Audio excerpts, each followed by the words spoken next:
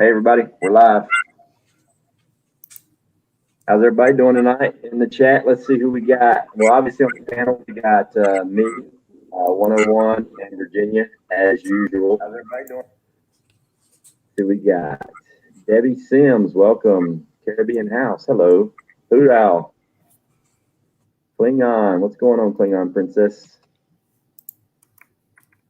Yeah, so if there's anybody in the chat that's canning along with us, we got plenty of room up here on the panel. Just let us know, and I'll drop the link and bring you on up here. If not, we'll just chat for a little bit and wait for the room to populate, and then we'll get started. Hey, there's Susanna. Hi. Susanna! Yay! I'm so excited to see you. Hi. Hi. Yep. See, that is me. Yes. How is everybody today? Great. Good. How are you doing? Good. Yeah. I was happy to make it. Oh, I'm glad you did. Yes. I've been having problems with my emails. It's like I've been emailing people and they've not been getting it. It's like who was it? Oh crap, Jess. I've been emailing Jess the link. She said she's not been getting it. I don't know. Weird, because I mean, even when I start the email with StreamYard, it drops down and it gives me like everybody that I've ever emailed to come to a live. It asks me if I want to. It pulls them all up, and I just got to click on their names, and it drops them in automatically. Apparently, It's not dropping hers in. I don't know. I've been getting them all. I may have to just individually send Jess one individual by herself and just her, and let it maybe reload into the system or something. I don't know. I was thinking maybe it had something to do with that week that she ran the stream, but I wouldn't think it would. I mean, it was on her account, not on mine, so I don't know. Weird. Yeah.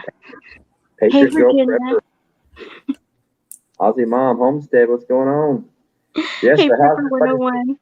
Sorry. I'm just excited. I'm excited you're here. Yeah. Hello, everybody in chat. Yes, this week I've just been dealing with the rabbits. Elizabeth Jefferson, hello. Yeah, the man and rabbits are getting big. They'll be 3 weeks old Monday, and they've been jumping up out of the nest box for the last 3 or 4 days, eating mama's food. They're eating pellets. They're eating the lettuce. I mean, they're drinking the water. They're like insane, especially the black ones. The black ones, those three jumped out of the nest box like a full day before the rest of them. Oh yeah, I've been watching. I've been looking at them. They've been getting so big so fast. They're great. Yeah, so it's pretty cool. Yes, I'm probably, I don't know if I'm even going to process any from this litter, simply because Za did such a great job as a mom. I mean, come on, she had 9 babies. Her very first time having babies, she had 9. She had them in the middle of the heat wave in July when you're not supposed to be breeding, and all of them are big. All of them are fat and happy. I didn't lose any. You know, thank God for that cooling tower. I think that really helped a lot. But what I really think happened is she went the full 31 days. She didn't have them at like day 27 or 28. So they got like a whole lot more time in the belly, you know, to mature. I think that's why they came out so healthy. So I'm going to keep probably every single doe from this litter. Well, at least 3 or 4, and at least 1, maybe 2 bucks, just because the color variation, and they're obviously they got good genes the way she had her first litter. I mean, she'll be having another litter here in 3 weeks. I rebred her last Monday I think I rebred her Tuesday. So I'm going to wean these guys here in the next 2.5 weeks to give her a week by herself and go from there. I don't know if y'all heard or not, but Native had we had a bad storm here like 3 days ago, and I had Za gave her rabbits to Native, and we had a bad storm come through. I spent about an hour outside soaking wet with an umbrella, you know, keeping the rabbits covered up and you know, so they didn't get wet. But I think he had a tree or something. Something happened with the wind or a tree, and anyway, he lost his buck that he got from me. Oh wow! Died.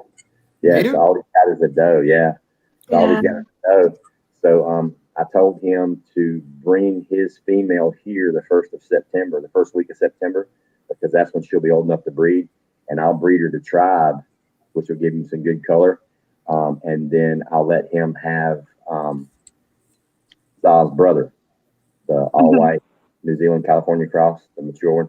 I'll let him have her brother, and I'm probably going to give him one or two out of this litter from ZA because they got like some really good color and some really good things to kind of get him started again. Yeah, that sucked, but yes, I'm probably going to hang on to as many of these as I can just because they're obviously good breeders. But I'll know for sure when she has her next litter. So we'll see. Ginger So Ninja. what you're really telling us is you messed around and you started naming them. No, Yeah. no, they're not named. I've been calling them Rabbit McNuggets all week, but I was thinking he must have fallen in love with them. nah. I mean, I play with ZA. I even play with the babies, but food's food. Kim's Farm Life, hello. Tamara Reynolds, hello. But nah, because it's hard to find. I've been doing a lot of research, and I mean, it's hard to find people, number one, that are willing to breed in the summertime. And when they do, they're always horror stories. You know, they have like two babies, they don't make it, or they have a big litter and they don't make it, or the mom doesn't make it. And she popped these 9 out like it was nobody's business, and just like she's like, all right, what's up? You know, it was like no big deal. And they were massive, and they're all healthy. So like, yeah, but you also watched them really good, and you made the little cold pads for them, and so that probably helped. Towers really helped. I'm building some real nice ones for the next cages, but I would be stupid if I have room to keep all 9 of these babies. I'm going to figure out a way to do it just because of their genetics and the colors. I mean, their color is awesome. That's why I'm probably going to breed them out to 16 weeks, at least the real pretty ones, because that way I can tan the hides and use those or sell them or whatever. Right. That are just a basic white. But as far as when it comes time to process, oh no, they're going in the fridge or in the pot. That ain't gonna bother me a bit. Angela Case, hello. Yeah, the first one, just name the first one Backwoods, and you won't feel guilty at all killing that one. You know what I mean? You beat that one on the table. You slap it around. You'll try to keep it alive a little longer than normal, just so you can have fun. Well, the white buck that I'm giving the native, I already named that one Backwoods. The big buck that I got, Za's brother, his name, I named him Backwoods when I named Tribe. But and I've got one named Susanna. There's one named Virginia Roots. There's one named G2. I got one named after my niece. Milkmaid's got one. There's a few others.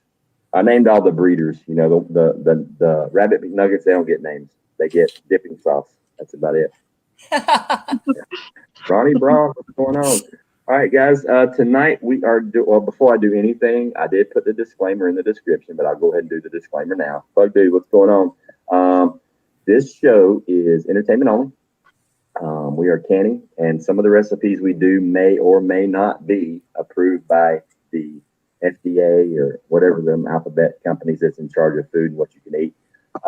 But this is for entertainment purposes only. We're just sharing recipes that we have learned over the years from family members or friends or from the ball canning book. So yeah, we're not pros. Can at your own risk, do your own research. Awesome. Now, moving on, we are doing either sausage patties or hamburger patties. I'm doing country sausage. I think Virginia's doing country sausage. 101's doing hamburger patties. Susanna, what are you doing? I'm doing sausage patties. Cool. So we got 3 sausage patties and 1 hamburger. The reason I chose to do sausage is I got about a case of, maybe a case and a half of quart jars full of hamburger patties already in the basement. So, but I needed some more sausage because I did the sausage, man. I blew through those things quick. I literally would pop open a pint jar. If my memory serves correct, a pint holds 5 patty sausages. And I would pop open a pint jar and I would just eat it like for a snack. I'd throw it on a plate, eat it up, put some mustard, and I just go watch TV and just eat sausage. So yeah, I need some more sausage. But can't go wrong. No. Is there anybody else in the chat that wants to come up here and can with us? If so, say so, and I will. Or is anyone canning that just to let us know if you are, just so we know, we can check and say hi? Yeah, Fish Sticks, what's going on? Ronnie Brown, H556. Yeah, if you guys are canning, let us know you're canning along with us. If you want to hop up here and actually can with us, then do it. If not, we'll do our thing. The process for canning sausage and hamburger patties is pretty much identical. The only differences would probably be the size jar you're using. I use the pint wide mouth jars for my sausage simply because it seems like that's kind of like a serving, for myself. 5 sausages. It might take me 2 days to eat it, but they won't go bad. if I put them in quart jars, I kind of have a feeling that's just like a whole lot of sausage in there, and I might not have a chance to consume them all before they go bad.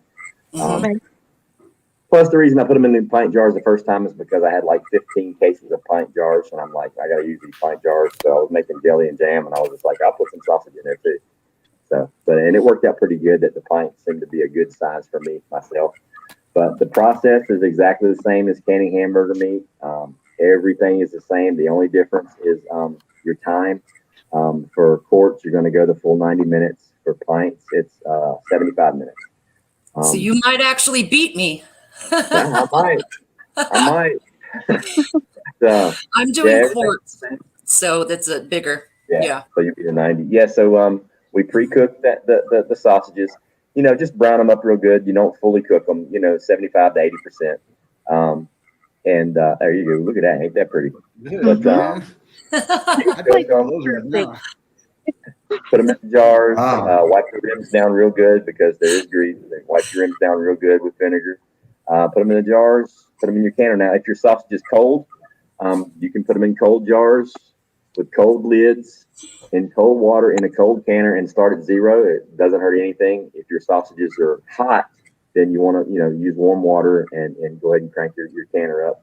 But, you just want to try to get your temperatures as close as possible. I mean, they don't have to be exact. They don't have to be perfect, just close. My stuff, I cooked it about 2 hours ago, so it's pretty much cold. So I'm just doing a cold start and going from there. But Virginia's getting started, and you see the process. You're just going to work them in there as best you can. Now, the cool thing about the patty sausages is they fit really good with the wide mouth jars. And even the hamburger patties, the last time I did those, I got the ones at Walmart. I just got the sleeve where they're frozen and they're already pre-cut. And I just cooked them up, and they fit in there pretty well. So, but all right, so I guess we will get started. Chrissy Drill, how you doing? Randy, Virginia, did you shape those, or you just cut them straight out of the package like that? She shaped those. I shaped them. Yeah, you did a great job. Those are look like they were made in a factory. Yeah. Thank you. They're like all perfect and round. How you doing? All right. I did hamburgers. Nice. I can fit 5 hamburgers in 1 pint. Nice. I'm doing dry canning. I'm doing dry as well. I use this brand. You can probably buy these anywhere. Yeah. Okay. There's 20 hamburgers in each pack. That's about the same. So I'm going to end up doing, I think, 35 hamburgers. So that's nice. a lot of room I saved in my freezer. You know, oh, yeah. Think about that. That allows me to go buy some other stuff to put in there.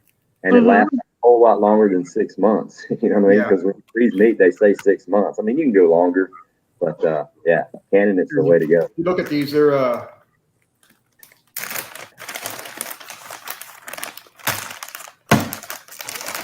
way bigger than the lid, right? But they shrink down to where they fit right inside. Oh, good. That's why I was worried about. Oh, they ain't gonna fit, and I was able to get I can get 5 patties in there. Nice. Rainy Steph, thank you so much. I appreciate that. Thank you.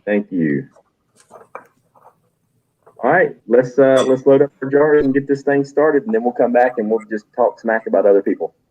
Okay, cool.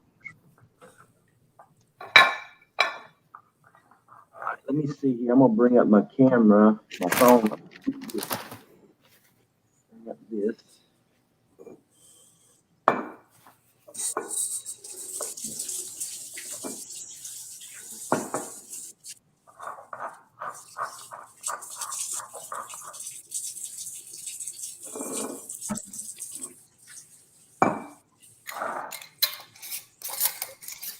Can y'all hear me?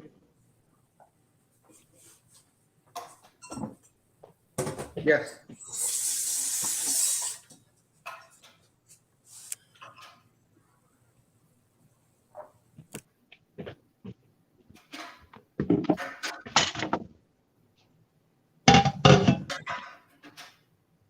Now, hey, so I'm using the Presto, right? Yeah. Do I still put the same amount of water in there if I'm doing pints? Yeah, I do. I always just do about 2 inches of water. Okay, because it comes pretty close up to the neck. And that's okay? Yeah, that's fine. Or you can go a little less if you want to. Just, Yeah. It'll take a little while.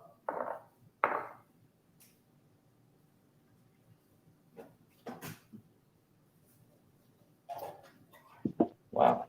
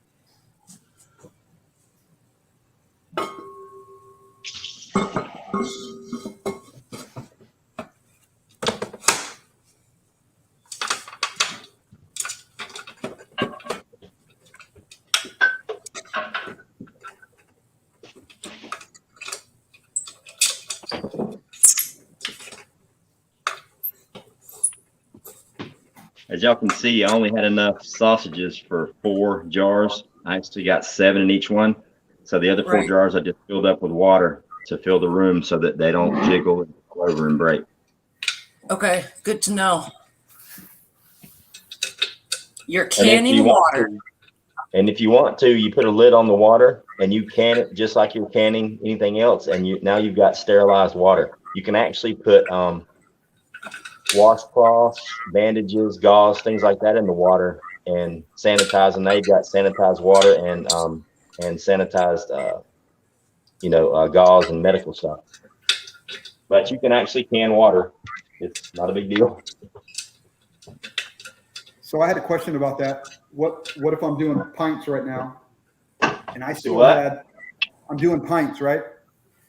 And Okay. Say I didn't have enough jars, so I came up one short. Can I use a 1 quart jar of water? Yeah. Yeah. You just want to fill that space so the jars don't fall over. Yeah. You can use a quart. So what if it was water I already used the time before? Do I got to open it up and then reseal it again, or will it hurt it to? I don't think it would really hurt it, but I'd open it up just to release the pressure and let it go through the system again, or just get an empty jar and sit it in there.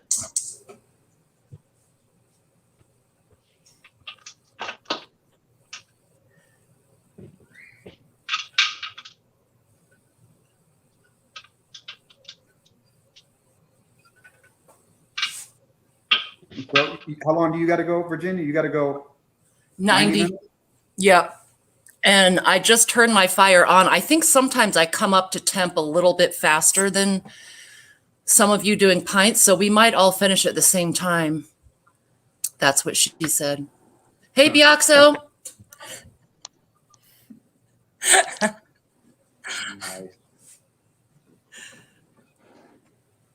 Yeah, I was going to say you're going to find a way to get done. I already got my heat going a few minutes ago. I was going, I only got to go 75 minutes, but somehow you're going to beat me. Somehow, man. Okay, while this is building up, I'm going to go down and say hi to everyone in chat, and I will be right back. Okay. Hey, Moon Sprouts, hugs and kisses. What's going on? AZ Infidel. How's everybody doing tonight? We've got 42 people in here. I think I've said hello to everybody. Brenda, hello.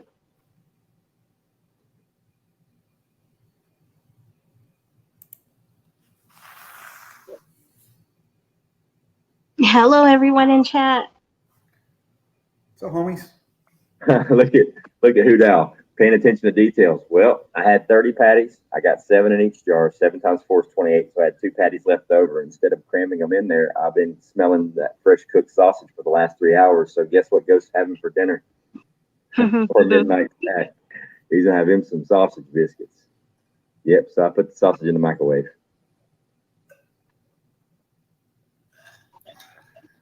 Yeah, Chrissy Drill.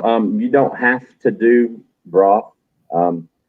With the sausage patties, I personally suggest not using any liquid whatsoever, simply because I like my sausage, a little crunchy. Most people do. Your hamburger patties, I use broth with that, but I use beef broth,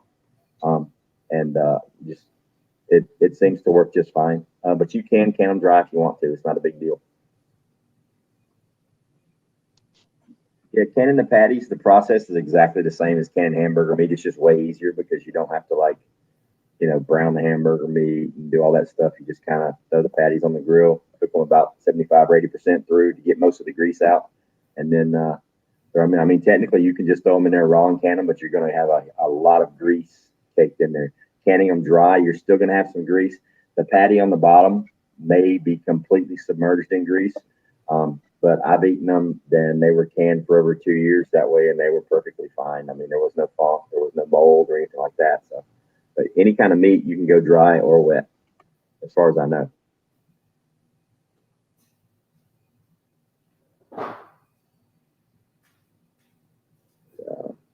Sausage biscuits are good eating. You got that right.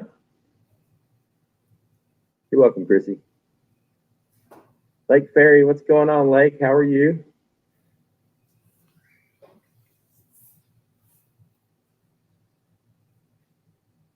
DJ Katz, what's going on?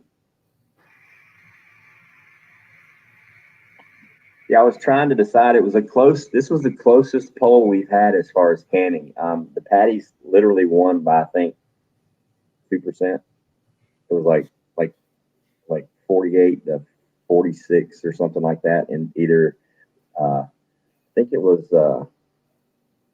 it the beans and ham? No? Yeah, it was a ham and bean soup. Yeah, I thought that was going to win. I did too. But the patties came from behind and smoked it there at the end. Yeah, I voted for beans and ham. I did too, actually. I need some more ham and bean soup. But the way I like to do the ham and bean soup is I like to get a whole ham on the bone, like a spiral ham, country ham or something. at the holidays. Like the holidays are coming up this Thanksgiving, Christmas, I'll do it again, but I've still got some downstairs from last year. But once I'm done with the ham, I'll take that bone and I'll put it in the crock pot, and that's what I make my ham broth from. And I'll throw the beans in there, and I'll make the ham and bean soup, straight from the ham. But last year I canned the entire ham. I found a ham on sale like 3 days after Christmas, and I bought the whole ham, brought it home, and I took all the meat off the bone and canned it up. It filled like 5 or 6 quart jars of spiral ham. I canned it up. It's good. The texture's a little bit different, than a fresh ham. I was talking to Mark with Rolling Homestead a few weeks ago, and he did sloppy joes. He canned sloppy joes. That just sounds so good. Well, that was on the poll. Nobody voted for it. It was like the last place. And I was wanting to do sloppy. I want to do sloppy joes. We're going to have to do sloppy joes pretty good. Yeah. We eat a lot of those down here. I love sloppy joes. But yeah, I honestly thought sloppy joes was going to win. But I think it came in last place, like for real. I think like 3 people voted for sloppy joe. I picked ham and beans and ham because it just sounded like it would be harder to do. So I figured I'd want to do this. Honestly, really, it isn't. You do the same process like when you're canning any kind of beans, except, now you're putting your ham in there. But like what I do is I make a big old crock pot of ham and bean soup, and then we eat it for supper. And then what's left, I can. And then I'll take the bone, and once I can the soup, I'll put the bone back in the pot, and I'll fill it up with water, and I'll let it simmer for I'll literally let it cook all day long, and it'll make a whole bunch of ham broth, and then I can it up the next day.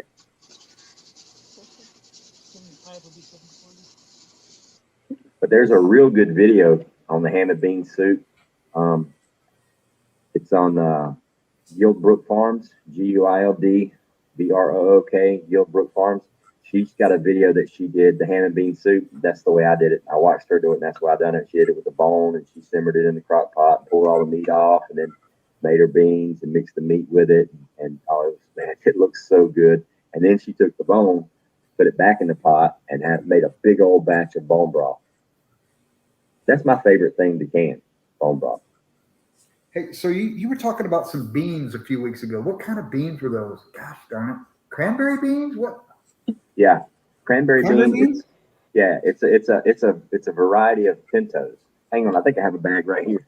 I've never heard of them, and I just heard you talk about it and I go, man, I got to find that. I forgot what it was, and it was cranberry beans.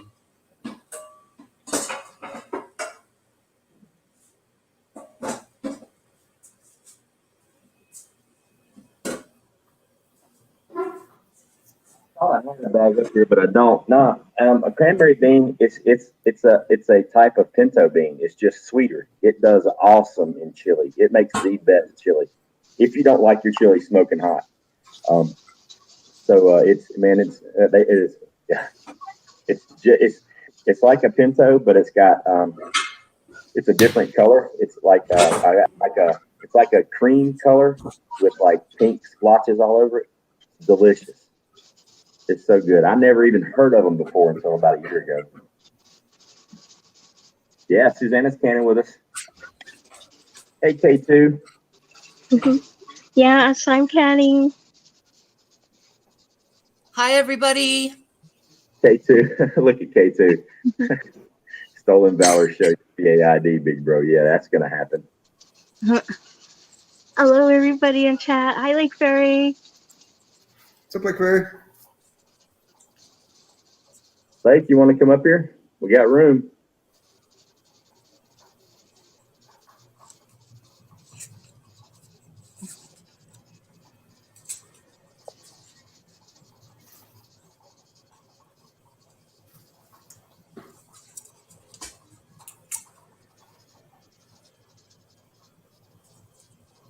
I'm guessing K2 was making a joke. I don't remember ever speaking to K2 before, but whatever. What did K2 say? They got deleted. What? ID. Said stolen valor. He wanted me to show my cat card, my VAID card. Oh. He said something about stolen valor or whatever. Please. Anybody, if you want to steal my valor, steal it. I don't care. You can have the PTSD with it. No problem, Lake. Nobody. I ain't proving nothing. I ain't showing my ID for nobody. And there are people out here on YouTube that'll actually take their DD214 and show it as proof. I mean, that's number one, it's easy to fake a DD214. And number two, I would never show anybody my personal information.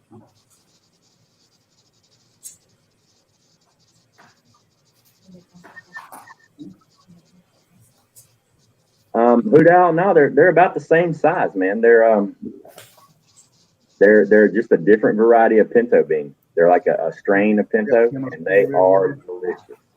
After eating them, you'll never want to have regular pintos again. I mean, it spoiled me on pinto.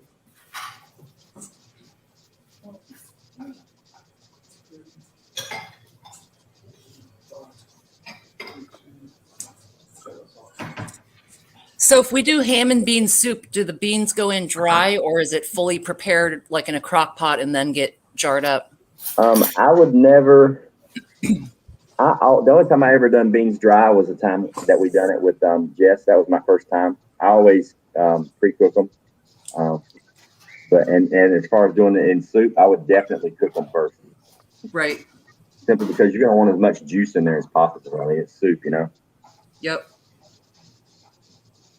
Yeah, Debbie, the cranberry beans are a lot softer than regular pintos.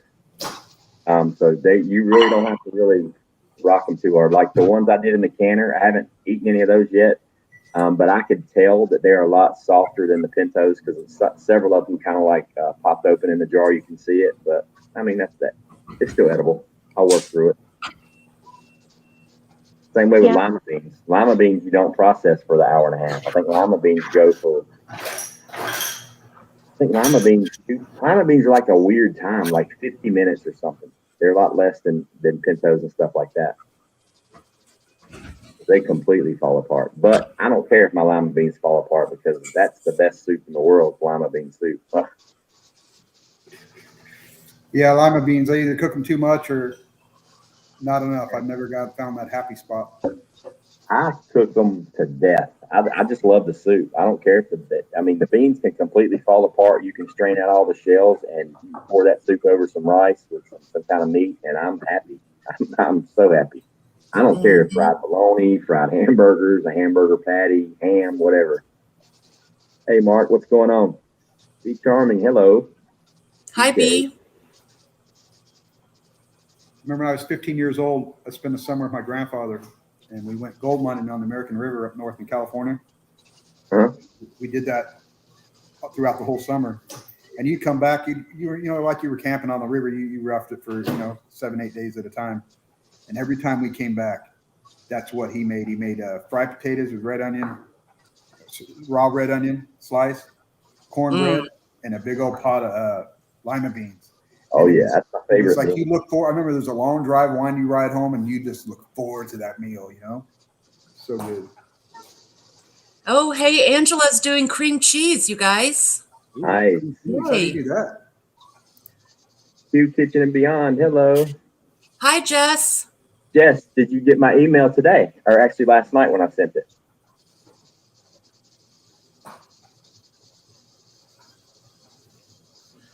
Hey, 101. Sorry, Susanna. 101. Jess has a video canning cream cheese. I watched it. Yeah. Very good. Yep. Yeah. Mm-hmm. So it's regular cream cheese. You can can it. Yep.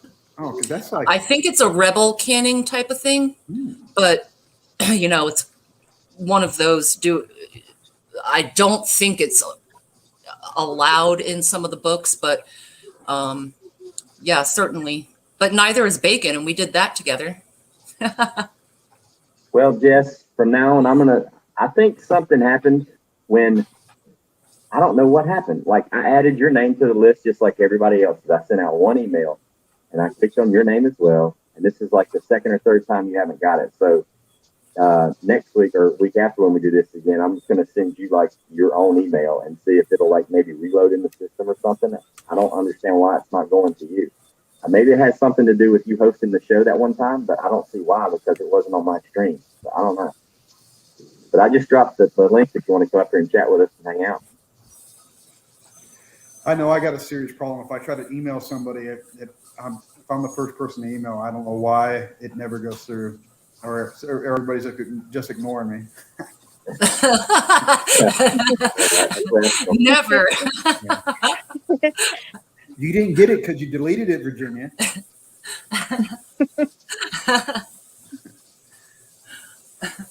Tiger 454, what's going on? Hey, Tiger. Oh, let's see who we got. Could it be? Is it? Yes, I believe it is. Why? Oh, there we go. Hey, girl. I'm like, why is my camera not working? How you doing, Virginia? Good. Hey. We were just talking about you when I first started the stream, and I was talking about this email thing. Everybody up here right now was on the same email link. I also emailed Tribe and Native, and you. And I don't know why it's not. It's just you. And when you do a StreamYard and you click the email address, it'll the emails that you've emailed, and it'll ask you, do you want to email these people as well? It even suggests your name, and I click it, just like everybody else. YouTube hates me right now. Do what? YouTube hates me right now. Gmail hates me. Everything hates me. No, I'm just gonna send you like one by yourself, like completely separate, and maybe it'll reload it into the system or something. Maybe. I don't know. Maybe I should look in my spam. Someone said look in spam. And I look like heck. I'm sorry. I got makeup everywhere. I just spent 2 hours in the garden harvesting a bunch of stuff. So the garden exploded on me. It's insane. Yeah, I planted sweet potatoes and more red potatoes. The sweet potatoes popped this morning. The other potatoes haven't yet. The onions took off like crazy. All my peppers came back to life. I severely picked up the watering, and they just exploded. The tomatoes are nuts. The big Zac that I have out there, I bet it already weighs about 1.5 pounds. Wow. It's massive. Can you see that? Hang on, I'll put you on big screen. Oh, wow. That's what Beautiful. I just got done harvesting. I know that's like really fuzzy. I don't know why, but a lot of work. Yeah. I watched some of your garden video today while I was getting ready for canning. Everything looks so awesome. I can't believe your squash. It's amazing. I look worse than I thought I did. Ghost blew me up. I'm like, oh my God. Hey, Susanna. Yeah, that garden is ridiculous. Who up? Huh? What'd you say? Somebody blew up? My garden blew up. Oh, yeah. Yeah. Hey, there's Zani. Hey, Za, what's going on? Hi, Za. Having fun with the kittens. Hello, Za. Yeah, I just planted some butter crunch lettuce, and I planted some spinach, some kale, and some Swiss chards. Wow. And I'm gonna plant probably 3 or 4 more collard green plants as soon as it cools off a little bit. And those are pretty much exclusively for the rabbits. I thought about it, and I've decided I'm not going to tractor them. I'm not going to put them on the ground because we have so many wild rabbits here. Like, they're everywhere, and they carry a lot of diseases. And I'm just not going to take a chance on putting my meat rabbits on the ground. Yeah, I wouldn't do it. I wouldn't suggest it. When I first got into rabbits, I got into watching all these YouTubers doing it on the ground. And there was one that actually raised the rabbits on the ground in a barn. And I'm like, oh, that's so cool, like an ecosystem. I'm like, I'm going to do that. Yeah, that was the dumbest mistake ever. They bred so many babies. They dug under the barn. They got out all over the yard. I had wild rabbits basically all over my yard from my breeders. It was horrible. Yeah, I'm already potatoes. So, lesson learned in that.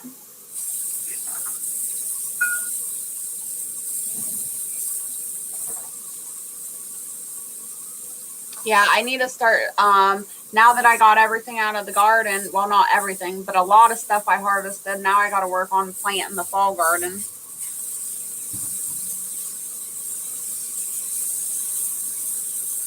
Tiger says they're starting their fall garden on Monday.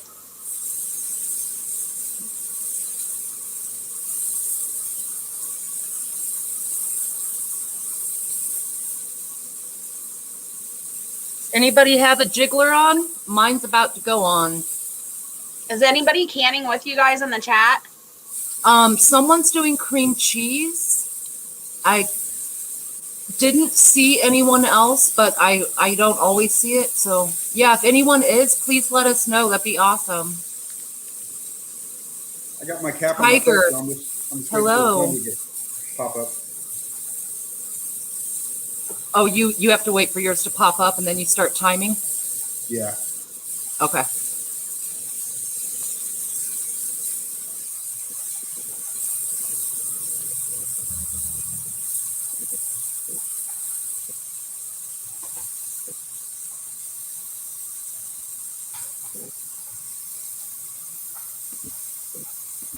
Yeah, I just checked my spam. I didn't have anything in my spam either. Your own email next time. I don't know. I was having all kinds of problems with YouTube and Gmail and stuff like that. Like here in the last week, I had to contact YouTube and tell them they're hiding all my comments. Like all my notifications were messed up. Nobody was getting notifications. Like it was crazy. So I spent like half an hour to an hour talking to YouTube trying to fix everything. Wow.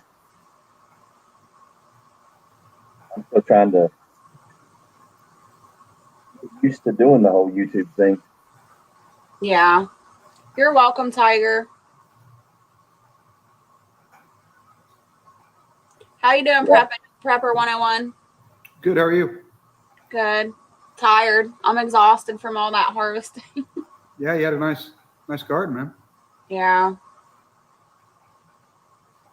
Yeah, I know next year I'm not gonna do hydroponics at all in the water, except for like lettuces and stuff, like the tomatoes and everything. I'm like 99.9% convinced that it's just way smarter to sprinkle the hydroponic nutrients on the dirt and water it in. Because I mean that one tomato plant that I did that with outside, it's heads and shoulders above the rest. It's dark green, it's in the dirt. I mean, it's putting out tomatoes like crazy. Yeah. Ghost, I just sent you and Jess an email. Maybe if you both get it, then maybe that's the correct email, because we emailed before, and that's the email I use for her. Okay. I mean, Jess and I have emailed back and forth dozens of times. I mean, so I know I got the right email address. It's just something, I don't know if it's something StreamYard. I don't know. It's weird. Some kind of filter or something. I don't know. And one thing, I got up to pressure really fast. And I was like, my jiggler was going nuts. I turned my oven down to like less than 1, and it's at pressure. Is it hot in there? I think maybe it's because what's in the canner is mostly water, because I'm only doing 4 pint jars, so it got the pressure like really fast. Oh, okay. Can you hear that running water behind me? Is that like super loud? Okay. My pump is running because the Barrett's watering the animals right now, so it's like super loud to me. Yeah, I'm gonna do hydros this week. This winter, I'm gonna do hydroponics, but I'm also doing this winter. I'm gonna build me a new aquaponics system for my fish and get my tilapia and catfish going again. So that's the best garden I ever grew. Plus, it was awesome, big, awesome fish. They're just delicious. So I'm gonna get it built this winter, so next spring I can start off with the tilapia. Yeah. I don't know. It just growing in the ground works for me. I don't see any reason for switching it up. So No, I don't. The only reason I'm doing hydroponics and aquaponics here is because my dirt is really sandy. Oh, okay, yeah. Yeah, I'm in like one of the few. I mean, there are still stuff that grows in the dirt here. I mean, like beans do really good, potatoes do good, stuff like that. But the main reason why I'm doing it all in containers is so my garden can be mobile. Like when I first planted it this year, it got really, really cold a couple nights, and I was able to just grab the bucket and bring everything in the basement, and then put them back outside, which I plan on doing this winter, because even in the winter here, it gets down in the 20s, a few times, but during the daytime, it'll be up in the, 50s and 60s, and I can bring the plants outside during the daytime, let them get some sun, and then bring them in at night when it gets, close to freezing, and hopefully do a garden year round. Yeah.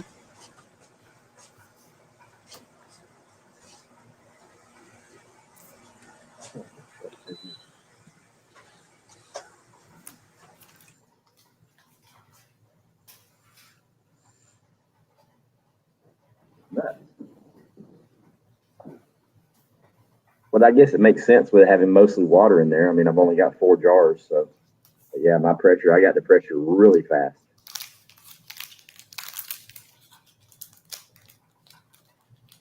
Yeah, I'm thinking manwich would be good. Something else I was thinking about doing is meatballs. Like I've seen different ways of different flavorings and different seasons, like doing them like in almost like your spaghetti sauce, doing them with the meatballs in there. Or, yeah, I love meatballs canned. They're really good. Thinking doing meatballs, manwich, or sloppy joe, soups. Once we get towards the winter, everybody's going to want to do chili and things like that. Yeah. I did this morning trying to get rid of some of those vegetables. I did a bunch of vegetable soup. Yeah. Yeah, I made a big batch of vegetable beef soup. Yeah. I still got several jars. Teriyaki. Yeah, that's a good one. Chicken Homestead says teriyaki meatballs. Oh, yeah. Anything teriyaki. I was thinking you can do a lot of different. I mean, you got to stay away from the crazy seasoning parts, but like anything like, like with a tomato sauce or a teriyaki, even like a little bit of barbecue sauce would do well. I mean, I did barbecue pork one time, and the canning process with the barbecue sauce it kicked it way over the top. Like, It didn't make it watery for you? No, I did pulled pork. And with barbecue sauce, and it just man, it caramelized and just took the barbecue flavoring over the roof. Oh wow! And to me, yeah, it was still edible, but it was really intense. Yeah, the one time I tried to do barbecue sauce, it just like basically turned to water. Mm. But maybe it's because the barbecue sauce I use is like no sugar in it. Maybe. So, I've never had any kind of good experience canning anything with a lot of barbecue sauce in it. It just always seems to like pick it up to like level 50 as far as the flavor goes. I guess it depends on what else in the barbecue sauce, because I mean, people put all kinds of crazy stuff in barbecue sauce. Right. Laura says I finally canned for the first time. Congratulations, Laura. Good job, Laura. Hey, so I'm Laura. going to do tomorrow or Monday. I'm probably going to do corned beef and cabbage. Can you can cabbage? That sounds really good. I was actually reading up on cabbage today and how to can it, because everything I've ever learned about it is the cabbage gets too soggy. But if you take the cabbage, what I was reading is if you take the cabbage and put salt on it and like squish it, crunch it or whatever, and try to get all that water out of the cabbage and then can it, they say that might work better. So I did fried cabbage with sausage, smoked sausage, and canned it, and it's delicious. Like, did it get like really soft, the cabbage, or did it still have a little bit of a crunch? It's soft. I'm not gonna lie. It's not mushy. Yeah. But it's not crunchy by no means. But I mean, it's and that's what I tell everybody. Don't start canning food and think it's gonna feel the same way and taste the same way in your mouth as having fresh food. It ain't gonna happen. The palate. I mean, the texture is gonna change and the flavor is gonna change. The only thing I've ever canned where the texture and flavor were almost identical is chicken, and chicken holds together great in a pressure canner. Yeah. Everything else changes a little bit, and I've heard rabbits the same way as chicken, so I'm looking forward to canning some rabbit. Oh yeah, I love rabbit. I love canned rabbit. It's so good. It's so tender. And then I'm one of those weird people that makes, stock or whatever out of every type of animal I could. And the rabbit stock is really, really good too. When I canned a roast beef, I really loved it. I was in love with it. Like, I couldn't get enough of it. And I didn't put salt or anything in it either. It's just like the flavor just came out in it. It was just really good. Yeah. I try not to season anything that I can. I try not to. Just because That's the thing. In the canning process, it's going to bring out some natural flavors. I mean, I will use salt and a little bit of pepper sometimes, but like if I'm doing something like chili or spaghetti, I just cook the chili or spaghetti in that way I normally would. And it doesn't really change the taste that much because there's so much going on. There's so many different flavors in spaghetti and in chili that they kind of cancel each other out. Nobody actually takes charge and changes the flavor. But if you're doing something and the only thing you're seasoning it with, is one flavor, I think maybe the canning process can really focus on that. I think too, like when people like start canning and cooking their own food like we're doing, I don't know what it is, but I completely overeat when I open one of those can jars. Like I cannot get enough, like Susanna was saying, like it's ridiculously good. It is though, right? Yeah. It's insane. I was really shocked when I did the roast beef. And so was my husband because we opened it and tried it and it was like the most delicious thing ever. Oh yeah. How did Like you last cook the roast night, beef? Did I you had the cook it munch. before you canned it? What was that? Did you cook the roast beef before you canned it? Oh no, I did it raw. I You did did raw raw? pack. You did, right? You're talking about the ones that we did a month or so ago? The beef stew? No, Oh, it was just roast beef. It was after the first time that we canned, and I wanted to try it so bad I couldn't help it, and I couldn't help it, and I just Damn did it, it by Susanna, you have myself. cheating on me. I just did it by myself, and I couldn't help it, but it was so good. Mm-hmm. I haven't really done anything by myself since then, but I do want to do that roast beef again. I did some canned chicken a while ago, and I popped open one of those jars. And last night, or maybe it was the night before, I don't even remember. My time frame is so gone. But I made some Alfredo chicken with it, like a thick Alfredo chicken and some spinach. And oh my God, I ate so much of that stuff. I made myself sick. I'm like, you have to stop. You have to stop. And I couldn't stop myself. I'm like, ah. One of my favorite things to do is just grab a block of Velveeta cheese, throw it in the crock pot, put a little bit of butter, a little bit of milk, a can of Rotel or tomatoes and peppers, and then I just grab a pint jar with a pound of ground beef and throw it in there and stir it up and eat. I just did that last night. I love that Rotel with the meat in it. The canned hamburger meat works really good for dip, and it works really, really good for tacos because the texture's not that important. Yeah. I've used it for a lot of things already. The canned hamburger. Mm. I'm excited with that too. Like I bought 20 pounds of hamburger and canned it already since we done it. And like we use it for tacos. I use it for I put gravy in it and put it over mashed potatoes. I mean, I do all kinds of stuff with it. And if you don't season it, you can just do anything with it. And it just tastes really good. Yeah, that's the only danger when you season stuff when you're canning it. Because if you pre-season it, it depends on what you season it with. You kind of reduce the amount of dishes that you can put it in.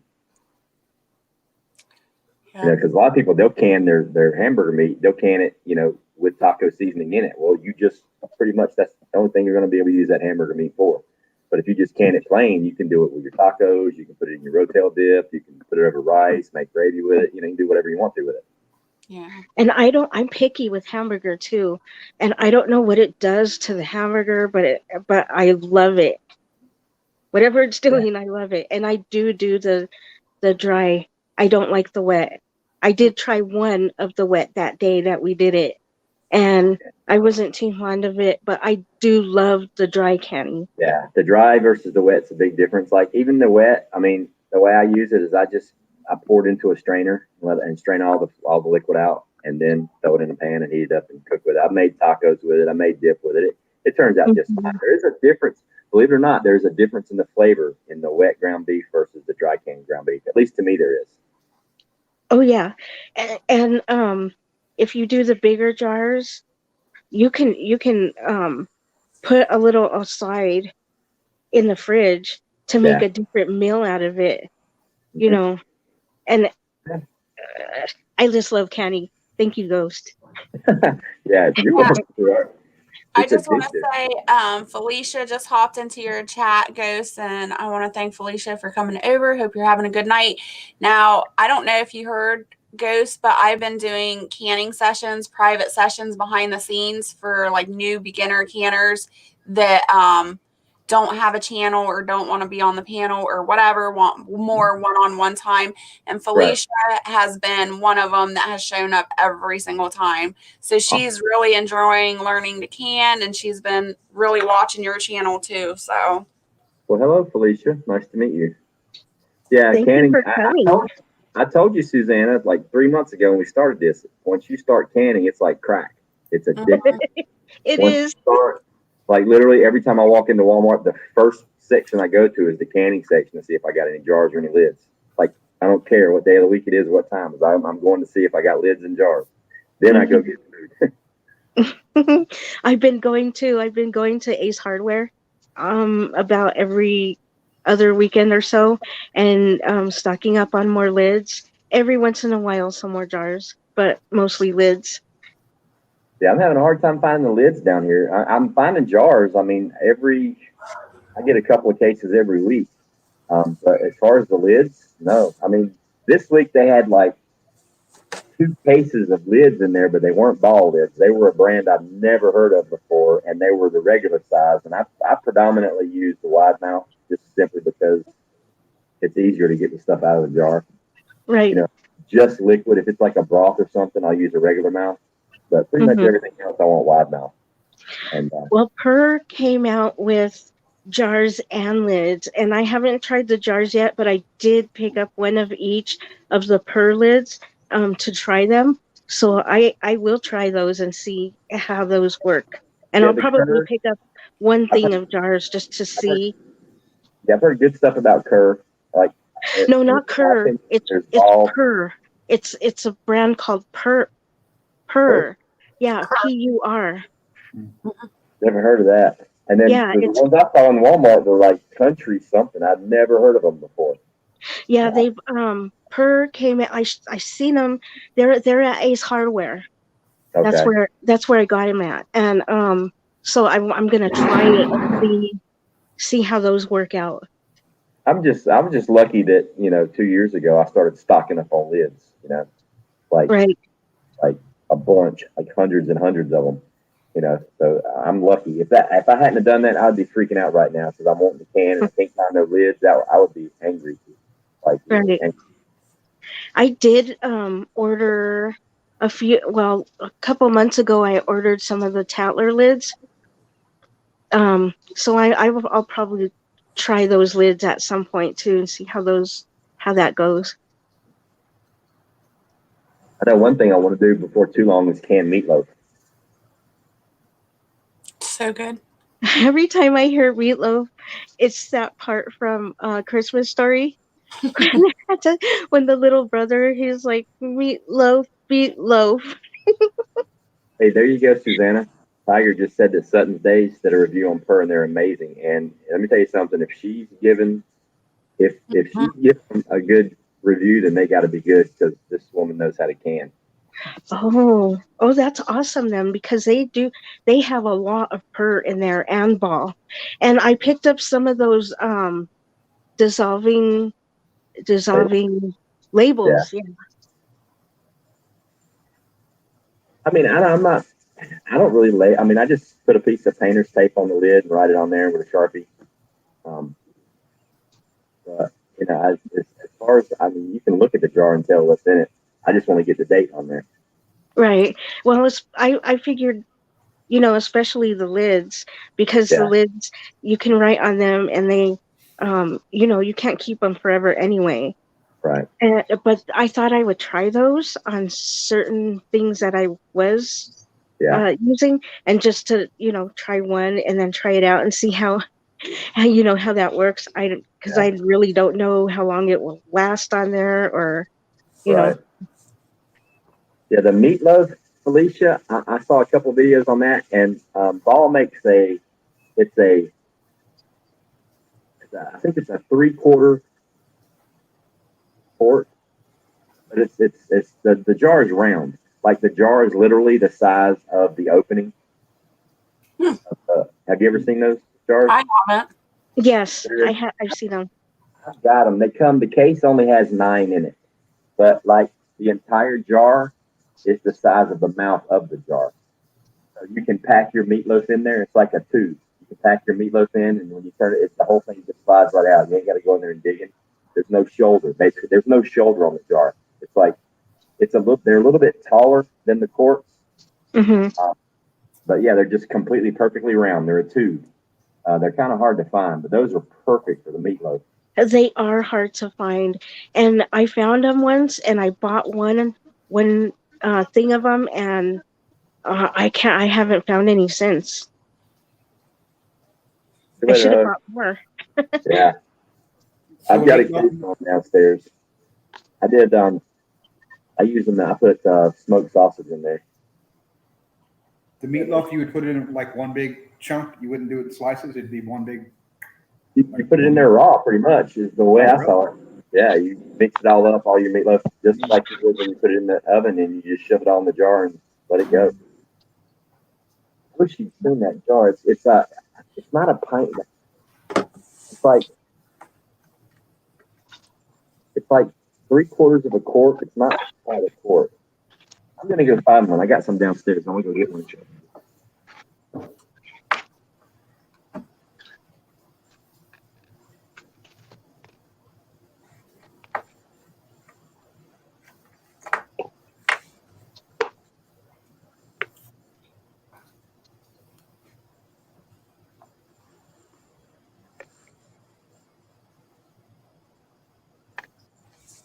So what's everybody on the panel canning since I came in so late? I'm doing Jimmy Dean sausage. Okay. Everyone's doing sausage, but me, I'm doing hamburgers. I'm doing the Safeway Select sausage patties that I formed myself as well, because I like that brand. Yeah.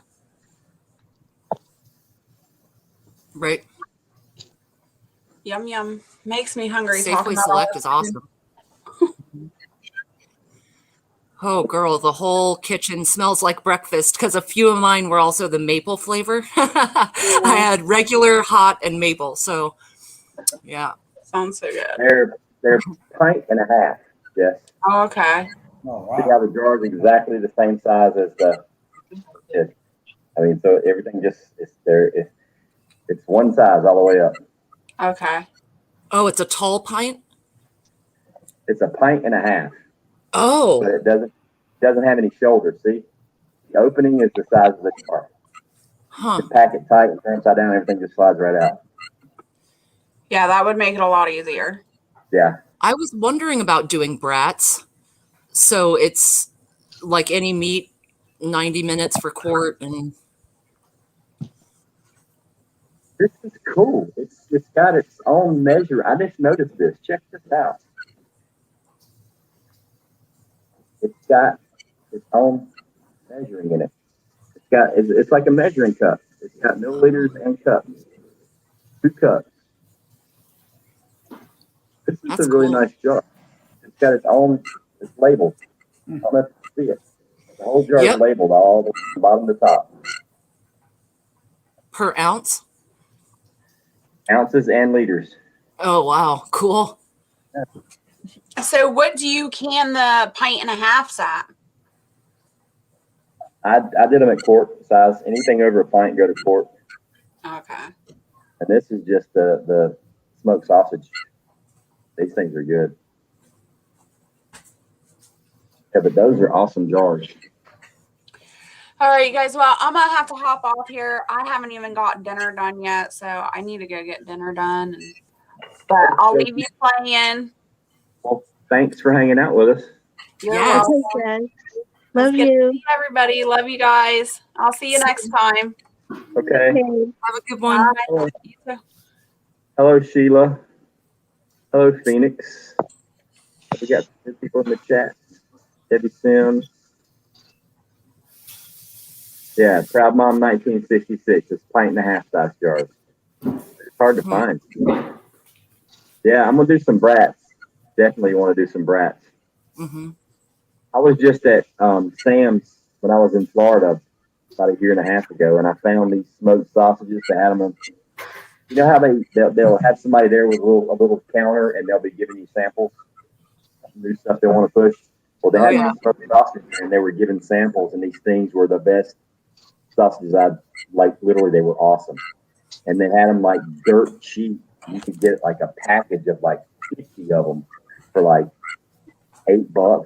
So I mean, I got like 200 of these things, and I went home and just started canning sausages. I've got a whole bunch of these jars downstairs with sausage in them. You know, some of them are just smoked, some of them I put in with the jalapenos, and yeah, they're awesome. Well, hey, I think we should do it. Yeah, do some brats. Mm-hmm. Alaska Prepper did a video doing his brats. He did a really good video on it. Do you pre-boil them in beer or just raw? Any liquid, anything? No, he packed them in there raw. Like Huh. these, because these have a skin on them, so you have to take a fork and poke a bunch of holes, or they'll explode. I know that from experience because I've got several jars downstairs where they blow up. They still taste great. They're still delicious. They taste exactly the same. They're just really, really ugly. I mean, it looks like I shoved like zombie brains in the jar. Oh my That's god. really funny. Yeah, for real, they do. I'll go get a jar and show it to you if you don't believe me. They're Oh, delicious looking. please do. I think everyone would love to see that for sure. Mm-hmm. Shoot. Did you do pints or quarts, Susanna? I did pints. Okay. So I think I'm the only quart person. But see, I have 3 sons. So I figured if I was going to do it, I think each quart got 6 or 7 of those in there. So if I feed my boys, they'll each have 1 or 2. That'll just be one meal gone, you know? Right. Yeah. That's another thing people need to do is think about the size of their families when they're canning and what each person likes. Yep. Totally agree. I like having the hamburger separate with no sauce in it or anything because you can add anything to it. At that point, I could make spaghetti, or I've done nachos a few times. Just open up a can and do the nachos. Yeah, we've Oh, done it's that so too. good. It was. And you know Yeah. what's funny? Like, I'm so picky with hamburger. I'm telling you, I would not eat it like hardly ever. Now I'm eating it. It's just so good. And then I'll make my plate, and then I'm like, okay, I gotta get ready for this because usually I'll take like a couple bites and I won't eat anymore. Right. And no, I find myself eating it all now. Okay, zombie brain sausages. Uh-oh. Here it comes. Oh, wow. Just split and explode. Mm. I like sausages that are split like that. I like to split them and put them on the grill and get the whole inside and outside really charred. Mm-hmm. How many patties are y'all getting in each? I'm doing sausage, and I got 7 patties in a pint jar. And I think 101 said he got 5 or 6. No, 5. How many did you get, 101? 5. I got 7 or 8 into each quart, Stanley. I made the sausage patties a little bit bigger around to kind of fit flush into the jar. I did 8 rolls of Jimmy Dean, and I cut each of those into 6 portions. So that was a total of 48, and I did 6 jars. One of the jars could have used one more piece. But so for me, 7 or 8, but mine were a little bit thicker. Yeah, they look good too. You shaped them nice. Thank you. I'm a meat master. That sounds about right. Hang with Jesus. That sounds about right. Patties in pints. I figured they came out 5. There's 3 of us, so 5's pretty good. Everybody gets a burger, and then there's 2 left over. Yeah, kicking a homestead, all mine are ball. I have like 4 cases that are anchor something. That I've only used a few jars out of that, but they were a gift. But yeah, everything else I have is all ball.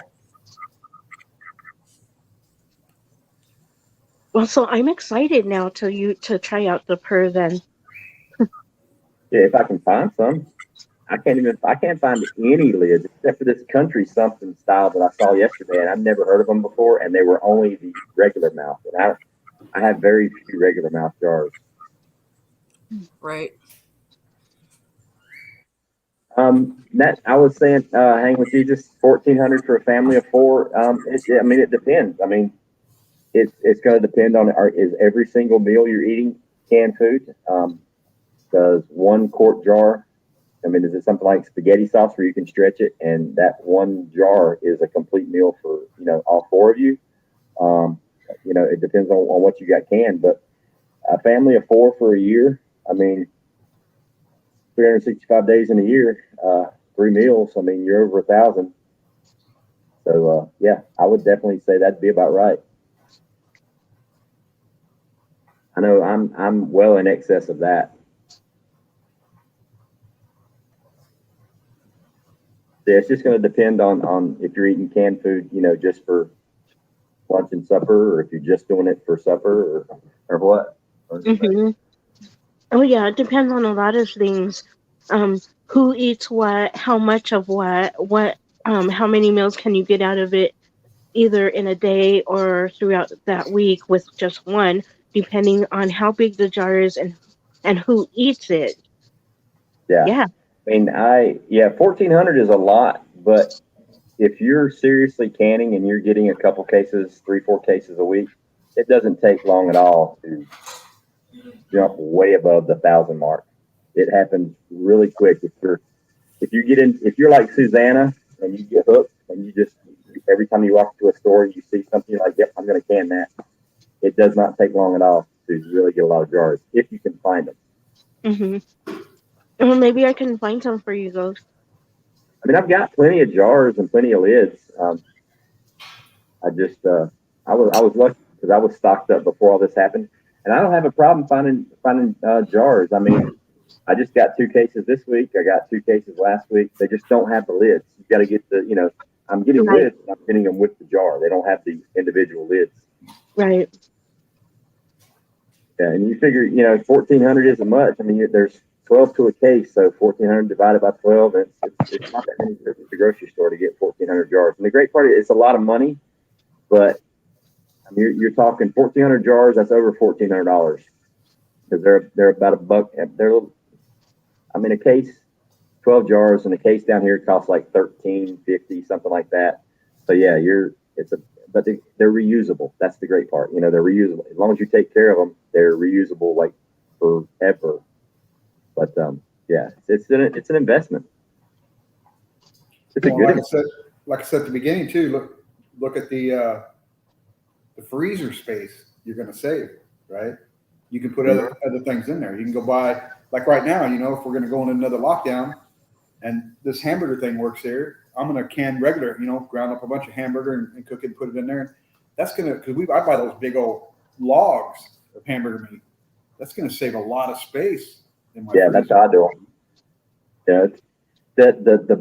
If you're the most important thing, at least for me to can, I love to can complete meals. I have cases of spaghetti, I have cases of chili, I have all kind of soup that you can think of.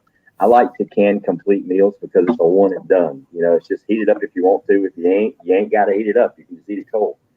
There's like very little preparation time, if any, to do it, other than the spaghetti, with making the noodles. But that's why I like to cook my beans and can them, not dry can. I mean, I don't vacuum seal beans anymore because there's processing time involved. And I want to just open the jar and eat. And it frees up so much space. I can everything. I don't care. I'm gonna can it and see if I can milk. I can whatever I use. I'm gonna figure out a way to can it if it's at all possible, and I'm gonna can it. And chicken is the best, by far, my favorite thing to can, just because of how flexible it is the chicken, because it's delicious. It holds up great.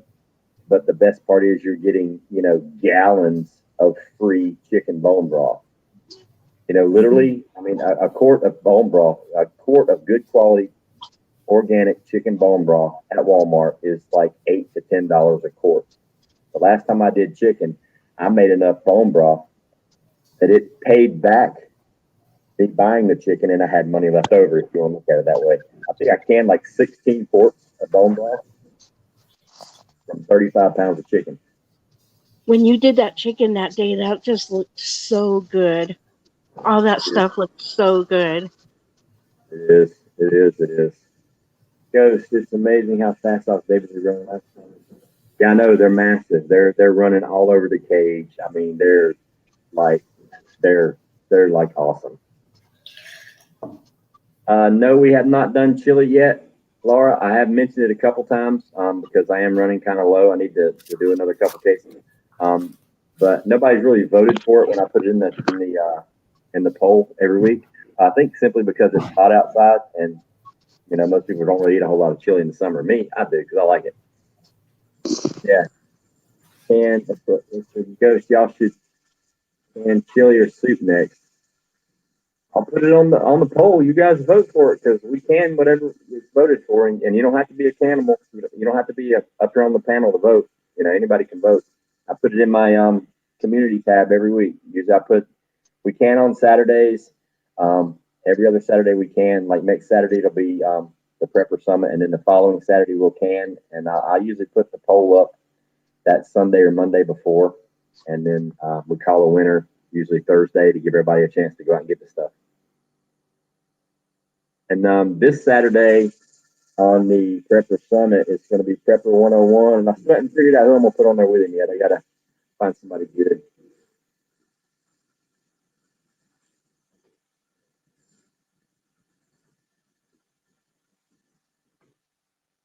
I'm not up here by myself. I got this thing on solo. Jeez. You guys should have told me. Chicken cornbread salad is a great summer meal. Yeah, it is. Chili cornbread salad. I can eat chili any time of the year, Klingon. I mean, I love it. It's good. It's hearty. Fills you up.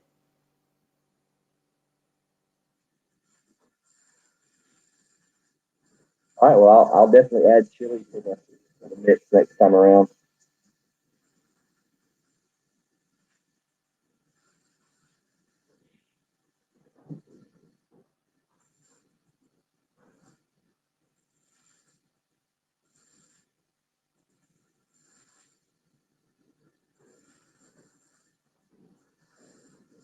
Okay, somebody talk to me. Everybody's got their microphone muted. What's going on here?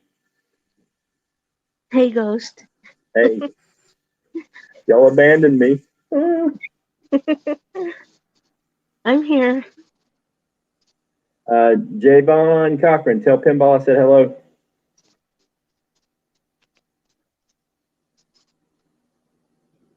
Who'd we lose? Oh, that's right. Jess had to leave. Yeah. How much time you got left, Susanna?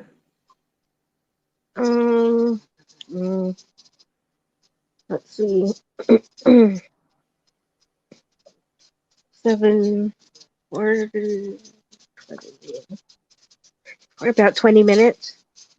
Oh, wow. You were rocking and rolling. Wow, you'll be done in 20 minutes? Yeah. Dang, It's 75 minutes for the smaller jars, right? Wow, we found somebody that can give Virginia a run. I've got 35 minutes. I never win. I'm never first. Even last time, everybody thought I was going to be first, and I ended up not being first. I got an hour and 5 minutes. Yeah, because you had to go an hour and a half. You did the bigger jars? Yeah. Okay.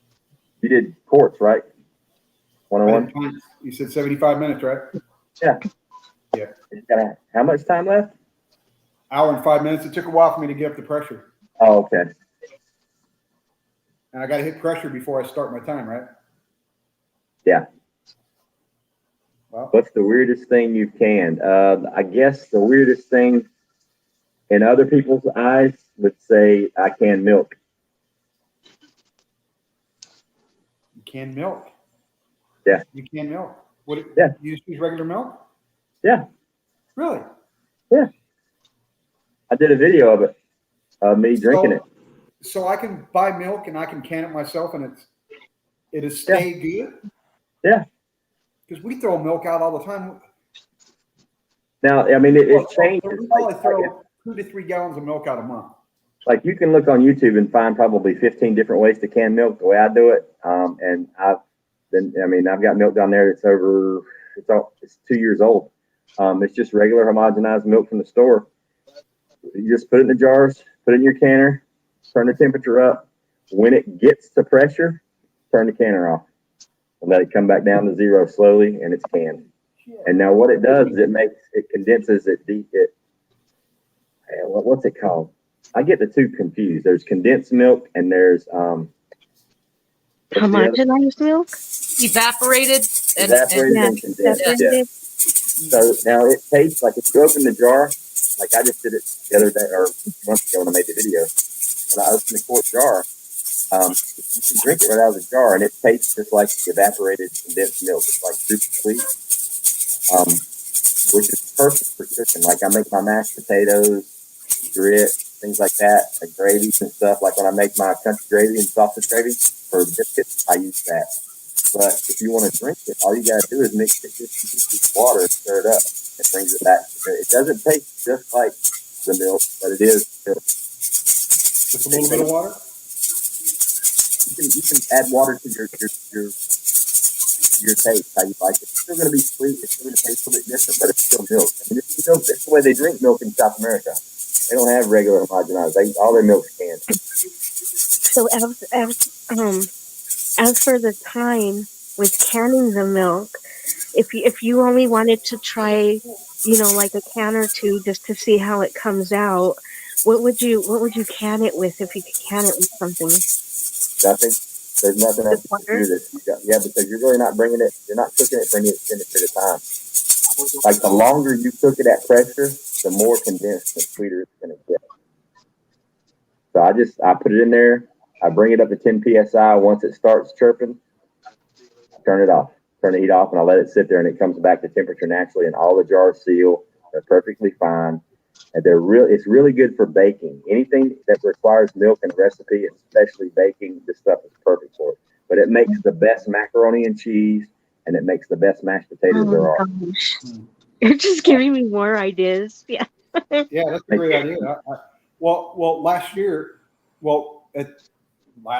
April or March when we started going through the lockdown, I was fortunate. I bought a bunch of powdered milk before everybody else did, and I got a whole bunch of it. And it doesn't taste that great, but I found out if you add some vanilla to it, it kind of tastes a little bit like almond milk a little bit, right? So we bought a bunch of vanilla. But you just told me that, I'm going, well, that's another option. You know what I mean? I like to have options. I like to, I just don't want to have just powdered milk. Now I can make my own canned milk. Oh, yeah. I did it. The reason I did it was because of the lockdowns last year when they started, because I had a bunch of powdered milk, and I was like, well, I'm going to can it. And I went out and I don't remember how many gallons of milk I got. Came home and canned it up, and it's perfect for, like I said, anything baking, anything that you might want to get a little bit sweet, like your macaroni and cheese, your mashed potatoes is perfect. But here's the cool part: when you bring it back to life and you mix it with a little bit of water, just add a little bit of chocolate syrup to it, make chocolate milk, because it kind of the chocolatey flavor to it, or even the strawberry, if you want to put a little bit of strawberry flavoring in there to it, or even vanilla, it kind of disguises the super sweetness of it.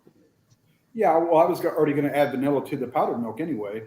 Yeah. And it's never going to taste like perfect homogenized milk. No, it's going through a canning process. The flavor's going to change and the texture's going to change, but it's edible. What's the shelf life on that? Same? I've got stuff down there going on 2 years. As long as you keep it out of the light, as long as no sunlight hits it whatsoever, and it stays at relative room at a stable temperature, I don't know how long it'll last. Mm-hmm. Will 2 quart jars fit in these canners, these Prestos, you think, or no? In a quart jar?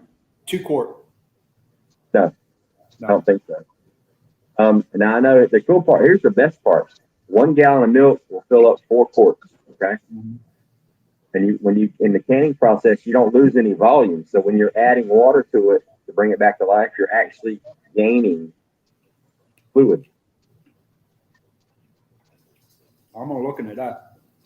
Yeah, I mean, I've got several jars of it downstairs. Yeah, because we buy gallon milk all the time, and no lie, we had a gallon in the refrigerator, and then I got another refrigerator in the garage. 2 full gallons of milk. Nobody even opened them. Right? Now you can also freeze milk. You can freeze. Yeah, but I don't want to waste the room on my freezer, right? I froze a bunch of gallons. It changes the flavor when you thaw it out. It does change the flavor. See, I love this.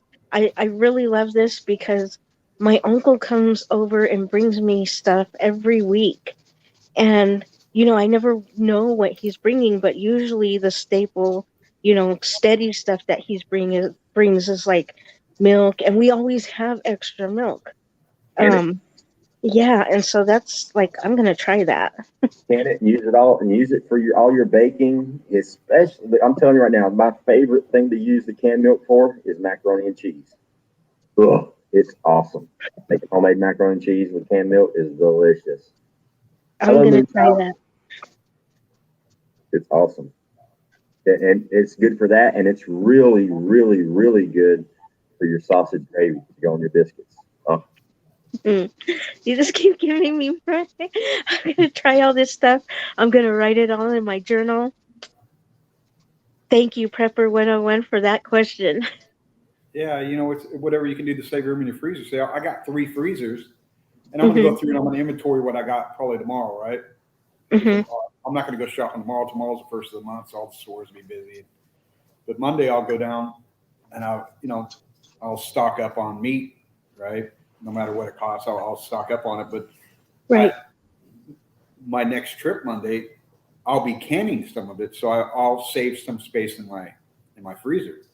And I'm going to be more wise this time. Last year, we had 3 freezers, but you buy a bunch of crap you don't eat, or you buy stuff that goes in boxes that you got to keep them in the box because it tells you how to cook it and all that crap. And I'm going to forego that. I'm going to stick to meats this time. And right. Yeah. And even if you cook stuff, like sometimes we cook big things of, like, let's say enchiladas or something, and we have some left over, and we do the Italian thing, and we have a big pan, and, we want to freeze some of that. But sometimes, so we need that extra room in the freezer for a couple of those things. And I would like to put the rest of the stuff, in the cans, in canning. And I really love this. This is just, I love it.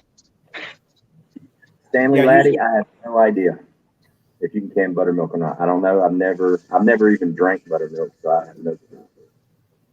The only thing I had is like buttermilk biscuits.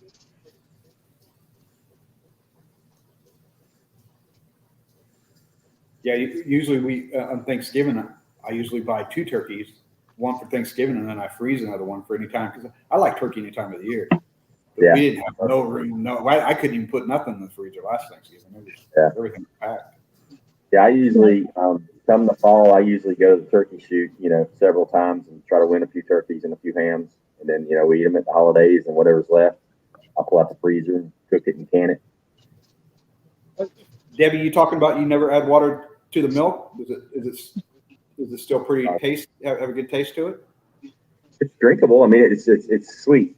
I mean, if you have a jar of condensed milk or in your cabinet, open it up and drink it. I mean, that's what it tastes like. It's just something that we're not used to, that flavor here in the States, drinking it, but like places in South America and stuff, that's what they put on their cereal. So it's doable. Just you gotta get used to it. But milk's a staple. I love milk. You're gonna use it in cooking and things like that. So I just wanted to figure a way to put it up. Now, it's on my list to get, and it's been on my list to get for a while, for well over a year, even before all this crap happened. Canned butter. Right? You can buy it. Can we buy butter, can it, and do the same thing? Yeah, we just did it. We did that video. We did ghee. Yeah, we did ghee. And it's one of my favorite things to do. I love the ghee. That's right. We canned it live. That's right. I forgot. It was pretty popular. Yeah, mine came out a lot like Ghost Ski did. I think we both browned it just a little longer Yeah, than yeah, I cooked mine on purpose to give it more of a nutty flavor to it. right. But next time I'm gonna do unsalted butter, and I'm not gonna overdo it, and just see what the differences, the flavor wise, what the difference is. But I mean, it turned out great. I mean, that's a shelf life of forever. Yeah, Virginia, you can go back and look at that. And Virginia Roots, she did awesome. Hers was like so perfect, golden color. Yeah, didn't Klingon Princess get on really there too? pretty still too, like all fantastic. And actually, all this stuff right here is what we've canned together. I did some of it on my own, but it's my zucchini, the beans, the bacon. This is all just from this show, basically, you know. Oh yeah, a couple of things I did on my own. the bacon. Yeah, I can't get enough of that canned bacon either. Here's a good one. Well, what would you recommend to try canning for the first timer? I would try for the first time. I would try something that you like. I would try also something that is kind of easy.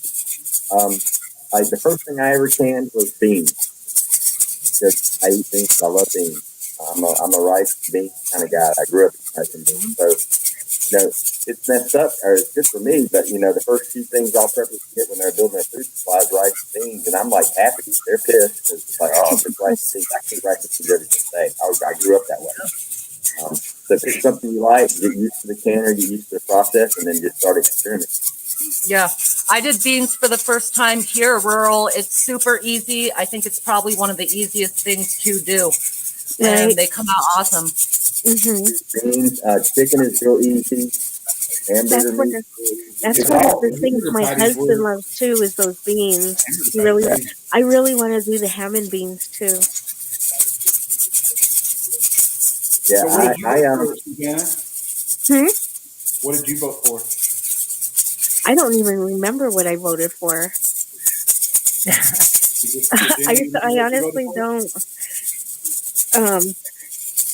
I just know it was not the stew or soup or whatever was on there. I just know it wasn't that one. Soup or something. I don't know. Beans and ham. Is that what it was? It was ham and beans, that sloppy joe or manwich, patties, and I think vegetable beef soup. Okay, I just remember that I did not vote for the vegetable beef stew because I already did, because we had done stew or something. Right. And that's the only reason why I voted for something else, but I don't even remember which one I voted for. I think it was because I had a hard time and then I just picked one, so I don't remember which one I actually voted for.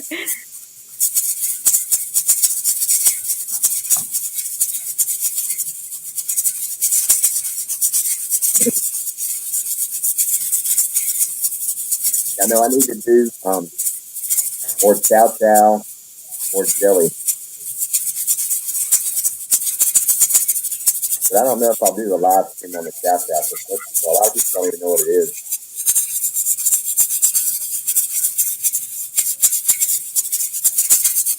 How much time you got left, Virginia? 40 minutes. You're on your second batch, right? But she don't like her second batch, you know. I got 50 minutes. You got 50? Yeah. So yours takes a little longer to come up than 101. Yeah. Yeah, his is taller. The bigger the larger the container, it's going to take more time to bring it up the count, and the more stuff you have in it. I'm the milkmaid. I'm the milkmaid for this episode. I'm going to be the one. Canning beans and long-term storage. Yeah, I had, man, I don't know how many jars I had vacuum sealed long-term storage, and I'm like, what a waste of a perfectly good canning jar to vacuum seal. Vacuum seal in Mylar bags. Use your jars for food that you can open it and eat it. So I went through and I pulled all those beans out and I cooked them and I said, to me, that's the best use of an item. I mean, and I know a lot of people do vacuum seal in their mason jars, and that's perfectly fine. That's what's going to do fine. But everything that's in all of my jars, I can open it and get right in. I don't have to prepare any. I don't have to do any cooking. But I do have a lot of stuff vacuum sealed in Mylar, long term stuff. But that's backup.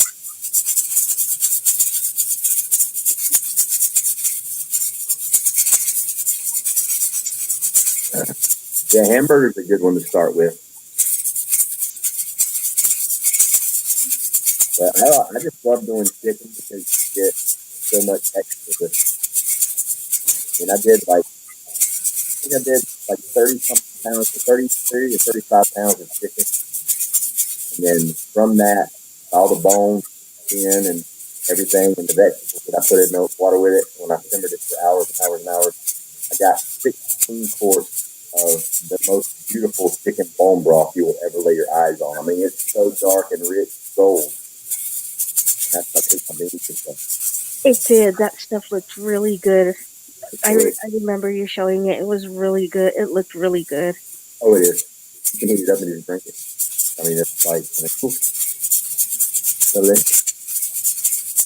I did a big old pot of Brunswick stew, canned it all up, and a whole bunch of pulled pork. I canned pork tenderloin. Really? I have a tenderloin that I don't know what to do with. Huh? I just sliced it, canned it. It's jar downstairs. Actually, there's 4 of them down there. Did you cook it first? Okay. I don't know. Wait a minute. No, I didn't cook it first. Or did I? Can't remember, but I don't think I did. So, do you guys want to see my nerdy kitchen project? Oh, yeah. Okay. So, I've got a thrift store project that I'm totally in love with. So, those candle holders that you can put glass in? So, I hung it in the kitchen and I filled it all with culinary herbs that I grew. I grew all of them from seed except for the oregano. So, this is all, there we go. This is all herbs that you can eat that I actually grew. So this is oregano, this is mint, this is thyme, this is sage, this is basil, this is onion, and up here is parsley. And they're never going to get big enough to where I can pick them and cook with them, but they look really cool. And because they're edible and kitchen herbs, then anyone who wants to do that idea, man, go get those candle holders and just put little herbs in it. And it's so much fun. Nice. Good idea. Stanley asked if we're going to do any water bath canning. Yes, we are. Because that's how you do your jellies and the chow chow, which I think people call that chutney. I call it chow chow. But yeah, that's how we water bath those. And Virginia, what you should do on that wall, man, here's an idea, is set you up a hydroponic system right there. Yeah. Then you can grow them big enough to really eat them. And know how you do that. Yeah. I'm thinking about doing one here in my kitchen. Oh, dude, please do it. Yeah, and you can tell how to run the water through it. We would need to have some kind of a pump or something. Yeah, you can go to Walmart and get those, or Home Depot. It's like a little bitty tank pump. They're only like 10 or 12 bucks. That's all you need. Literally, that's all you need. It'll work just fine. Yeah, I'm gonna do that this winter. That's what I'm gonna do my all my lettuces and stuff for the rabbits. I'm probably gonna do them hydroponically in the basement, and I've got some grow lights and just. Obviously they're not going to grow as big as they would in the sunlight, but they'll be big enough to feed the rabbits for free. Everybody's like, "Oh, it's not for free. You're growing it." No, technically, I mean, come on. What I pay 50 cents for a bag of seeds, got 1,000 lettuce seeds in it. Yeah, I'm not even counting it free. Versus putting them on the grass. I'll just grow collards year round for the rabbits. So let me tell you something. I think that's one of the reasons why Za's babies are so big and so fat and happy. Is I was giving her 1, if not 2, collard leaves off the collard plant every day for like the last 2 weeks before she had the baby. And man, she would see me coming with that collard leaf in my hand, and she would be running all over the cage. And I would put it in there, and she was eating it before I'd let go of it, every single day. And she just went nuts over the collards. She loved them. In Virginia? Yeah.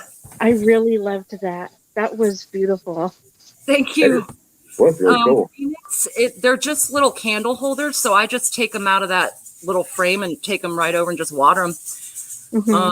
The roots don't have the opportunity to make really nice, good size herbs, so they're only ever going to be decorative. Right. But smells good too. Y'all want to see my project I'm working on? Yes. All right, let me mute this computer, and I'm going to turn my phone back on, and I'll take you downstairs and show you. Uh-oh. Oh, we no. lost somebody. We lost 101. I'll wait till he comes back. Okay. Because I'll have to be downstairs, and I won't be able to let him back in.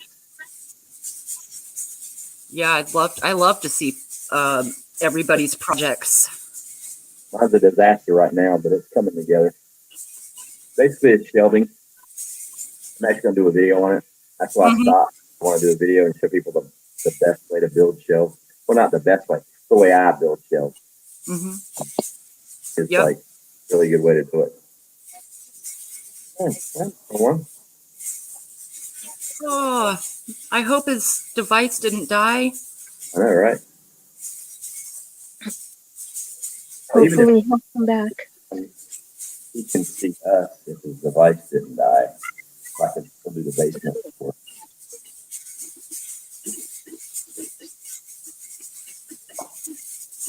All right, I'm gonna pull my. There he is.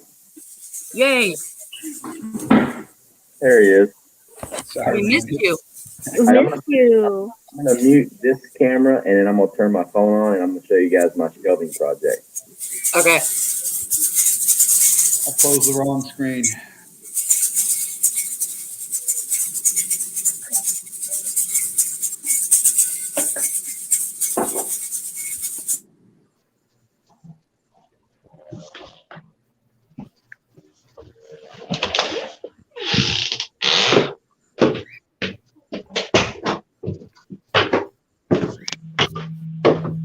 Can y'all hear me? Yeah. Is there an echo? I hope not. No, you're fine. Cool. All right. Nope. So this is the food storage area, or one of the food storage areas in my basement. Shit. All right. So I'm redoing all the shelving, and they'll be shelving all along this wall, all down this way. These metal shelves I'm gonna move over here in front of the steps. But these shelves were built like in the 60s. I mean, that's how old this wood is. These are actual real 2x4s, these ancient things here. But people, when they build shelves, they'll do legs like this in the back and in the front. Why? It's a concrete wall. All you do is get some tap cons and you secure these little bad boys here to the wall, and your shelf just lays on that. This ain't going nowhere. You don't need to have an extra 2x4 here in the back. But the easiest way to do it is you mount these on the wall first. Okay. Then you take another set, this, and you screw it directly on the front of this. Then you take your legs and you screw it to the cleats. Then it'll be in the video. It's hard to explain, but these are going to run all the way around. So this whole section of the basement here will be full of food. Like all this. Does it stay the same temperature in there all year long in that basement? It varies about 3 degrees. That's it. But it pretty much stays. It pretty much stays in the mid. In the winter, it gets down probably maybe 64. In the summertime, it might get up to like 60, 66, 68. Well,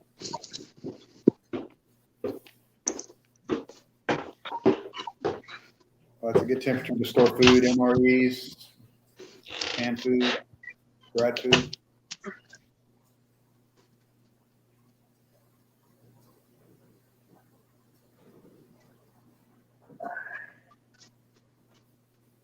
You're gonna have a lot of nice shelving space.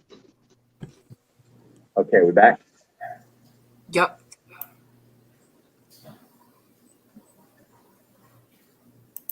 So that keeps the perfect temperature range to store Yeah. food, right? Oh yeah. Plus the other half of the basement, it's on the back side of the other concrete wall is all dirt. So that's my root cellar. It's even cooler over there. But yeah, it keeps everything, Klingon was saying here, yeah, you ain't got to worry about being level. You just level the cleats on the back wall, you put another set of cleats onto it, then you screw the legs onto that, then all you do is unscrew the cleats, and boom, it's everything's perfectly level. It's really sturdy. It doesn't go anywhere. It's really, really hardcore shelving. And the thing is, all that I built down there, I haven't had to buy any wood yet. That was all wood from the 2 small shelves that were built incorrectly because they used twice as many 2x4s as they needed. So I just tore everything apart and then repurposed it. What about the light? Light for what? In the basement?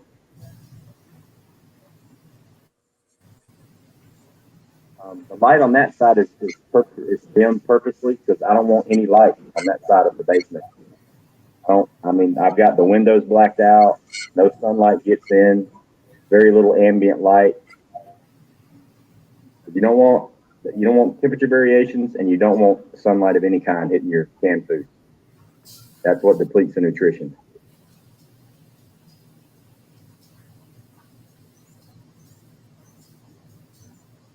Yeah, I ain't gonna lie, canned food's a lot easier than I thought it was gonna be.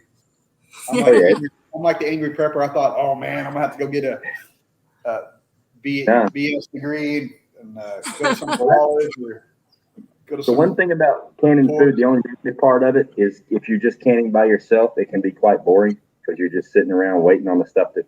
But that's one of the cool reasons why we decided to do it live was because if we're all doing it live, then we're not bored in the kitchen just waiting on the timer to go off. We're like chatting and doing it together. Yeah, Stanley, I'm gonna do a video, the actual shelving build on the last section on the right hand side. Hopefully, I'll get to it this week, and it'll be like a step-by-step instructional video. And it's like, to me, it's the coolest, easiest, quickest way to build shelves you'll ever do in your life. Okay, if you had to go in the basement, you could use blackout curtains in front of the shelf. True, Klingon, but what I've got, when I went down the steps and turned to the left on the food storage area, if I turn to the right, my basement is twice the size of the food storage area on the other side, and it has its own windows. But what I'm going to do is I'm going to build a wall and put up a door in front of the food storage area where it's completely blocked off. And then I'll have the grow lights and everything on the other side. You got solar there? Sorry? Do you use solar? No, I have a solar generator, which is pretty much solar. I mean, I can just hook up my panels, run it to the generator, and run it straight to the lights in the basement, and they'll run like literally forever. Yeah, I got solar on my roof. I don't have an electric bill. Nice. They actually owe me money once a year. They give you a credit. They don't actually give you money. They give you a credit every year. Right. The only thing is I don't have a battery backup, so if power goes down, my solar shuts off. But right. I'm looking at getting if we end up staying here too much longer, we don't move out of the state, I'll end up getting some battery systems in here. That way, if the grid goes down, it'll switch off a switch to the main power to the electric company, and then I stay on solar. Yeah. Yeah, I've got my solar generator and I've got my gas generator. But I can't do solar here on my house because of the trees. I mean, I'm like wooded, which was like one of the reasons why I got this place. Is because, it was like almost 100 degrees outside today, but not in my house. Honestly, and I promised you guys last month, it was one of the hottest months. So far, it's been the hottest month here in North Carolina. June, yeah. My power bill the only thing in my house that runs on natural gas is my heating and air. It was $17. Costed $17 for the AC in my house last month in the summer, which is awesome. It's all shaded. Yeah, it used to cost me before I got solar about $500 a month. Yeah, crazy. Yeah. Now it's free. Plus, I just moved back up from Florida, and we were used to keeping the thermostat at like 76, 77, 78 down there. I mean, that's cool when it's 105 degrees outside. You know what I mean? 78 feels great in Florida. Up here, it still feels good to me for the house to be 75 degrees. Because I'm used to walking outside and getting smacked in the face with 105 degree temperature. So it's really it's very comfortable here. Yeah, we leave ours. Ours is set. We stay 76 all year round. Winter, summer, 76. I think ours is set at 78, 77, something like that. Hoping to get a root cellar built. There you go. And if you want to do a quick, fast one before doing the digging, all you got to do is get you a couple of galvanized trash cans, dig a hole and bury them, and just, have the lid right at surface level, because you don't have to go down a couple of feet to get what you need. Oh, we have that. We should do that. Yeah. There's actually a couple of really cool videos on YouTube of a guy doing his root cellar using galvanized trash cans. He's got several of them buried in the backyard. It worked great.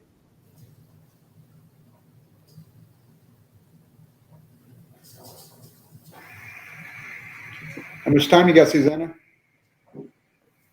Oh, I already. Yeah, she should be done. You're Yeah. done? I'm just waiting for it to come down. Yeah, because I got 2 minutes left.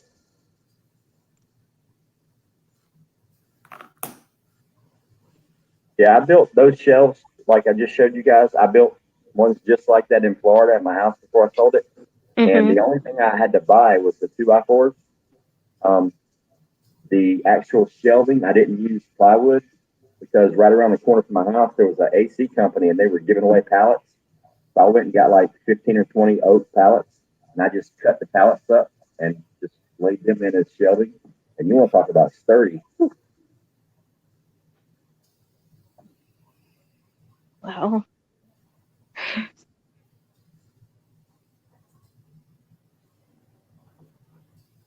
Yeah, so hopefully once I get the basement done, it'll be, one half will be the root cellar,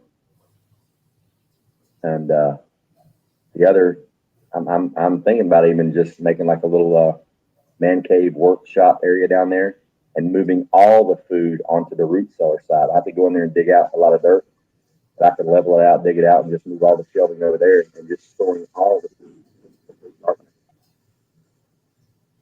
Your floor is dirt in the basement? One half's finished, one half is just dirt. Well, that works out good. Yeah, I mean, it's literally dirt 5 feet tall. Like if I go through the doorway, there's dirt up to my chest, but there's a path dug into it. It's pretty cool. I hope there's not bodies buried underneath the cement. I know, right? Jeffrey Dahmer didn't live there, right? Yeah, I mean, that's one of the reasons obviously we jumped on this house, is because I planned on building a storm shelter / root cellar, bunker, whatever you want to call it, because in the tornado areas, FEMA gives a grant, $2,500 grant, if you build a storm shelter, and they also offer a $2,500 tax deduction on your homeowner's something or other. So basically, you're getting $5,000 for free, and you can build one for about $2,500. But when I found this place, I'm like, whoa, we got water, got a root cellar, got a basement. Yeah. Checked a whole bunch of boxes. So we jumped on it. Plus the house was just finished being remodeled. So.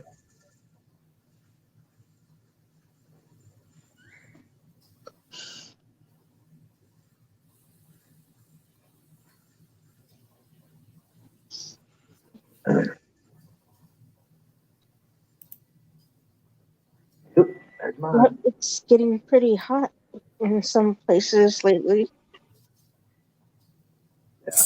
How much time you got, Susanna? I'm letting I'm just waiting for it to come down. Ooh, yes. We'll get to see it. I've got 15 minutes. Okay.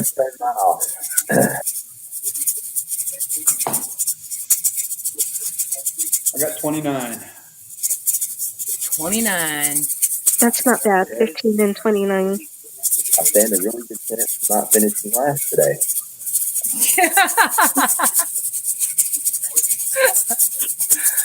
101 is taking the milkmaid's place. He's gonna have to. Milkmaid, man. Yeah. He'll have to update Yep. Tuesday when you can open it. Yeah, Tuesday. So I was thinking about getting a male cream d'argent to go with those 2 female creams that I have, rabbits. But those little bastards aggravate. Like, they have attitudes. Like, when I put, it's hilarious. Like, when I put like celery or lettuce or anything in there for them to eat, like watermelons and cantaloupes. When we cut those up, I freeze the rind, so I give them like frozen watermelon and frozen cantaloupe rind to eat on in the pot, and they love it. But I'll go to put it down in the cage, and those little rabbits, man, they'll come over there and they'll hit my hand with their head and push my hand out of the way, like literally move me out of the way. I'm like, what are you doing? Yeah, I'm like, plus they're not growing as fast as the other ones that I have, so I don't know if I'm gonna do that. I don't know. And I mean, their coats are gorgeous. Don't get me wrong, but they're just one color. I mean, look at all those pretty colors that Zob, kicked out for that first batch. That's crazy. I mean, 3 of them are solid black. 3 of them look just like Tribe, and 3 of them are the light color gray, just like her. So I may just kind of stick with that because I mean, you get all kind of crazy colors out of New Zealand. Terry Lee, how are you doing? Yeah, I'm just amazed at all the things everybody does. And I guess I do too, but I just do different things. Like, I can't garden this year, so I've been doing like some quilting and stuff and, whatever just other things that I can do. Yeah.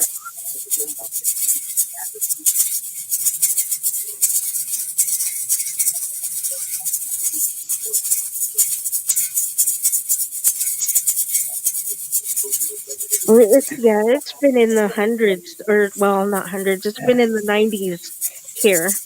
Yeah, same thing here. Where are you at, Susanna? Colorado. Okay.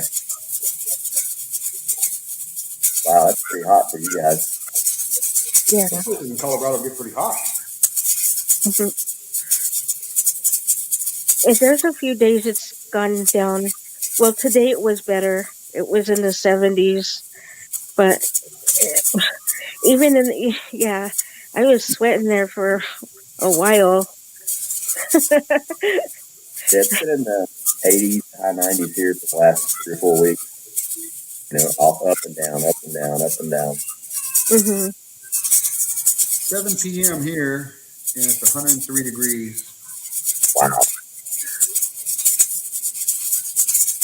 Supposed to be 105 through next Wednesday. Hot.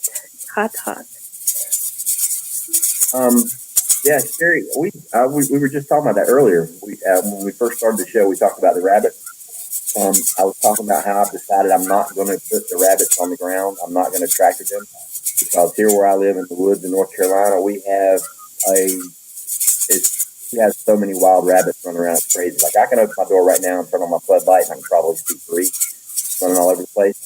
And the wild cottontails are, they have a lot of bad diseases, and I don't want to bring those diseases into the rabbitry. So I'm building them bigger cages. They're going to have massive grow out cages, but they're going to be up off the ground so they're not exposed to any of that disease. And I'm just going to feed them really good and keep them as happy as I possibly can until it's time to feed them.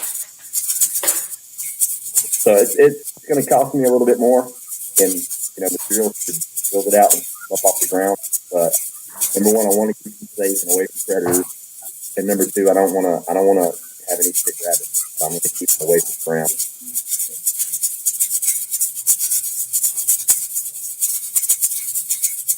But I was kind of looking forward to having a free grass cutting service, but I don't want to do that.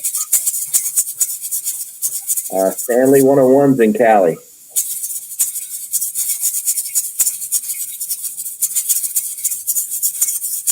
Sorry, Yeah, my and- kids were loud. Hold on. Oh, you're fine. yeah. Seems so loud. Sorry, It's Susanna. it's not really loud. Okay. You're fine. Now, so what I'm doing is I redesigned the cages. I spent some time on the computer last night, and over the last 3 or 4 days, redoing the cages. And I have I have 2 cages built right now. Each one of them holds 6 rabbits. Each section of cages is actually 6 separate cages. So what I'm going to do is for each section of 6, I'm building another section the same size, but they're only going to have 3 cages in it. So they're going to have twice the amount of room to run around. Right. And I can bust up males to females and keep them separate. And it's going to probably change several times until I get it dialed in right. But I'll just spend a few $100 on some really good high quality metal cages, get them up off the ground, build a little barn for them to be into, and just so they don't get, because what happens is the wild rabbits, they come in your yard, they eat their stuff, and they poop all over the ground, and then grass grows, and then, I don't want, my meat rabbits eating, grass that's been fertilized by, rabbits that carry disease. That would be bad.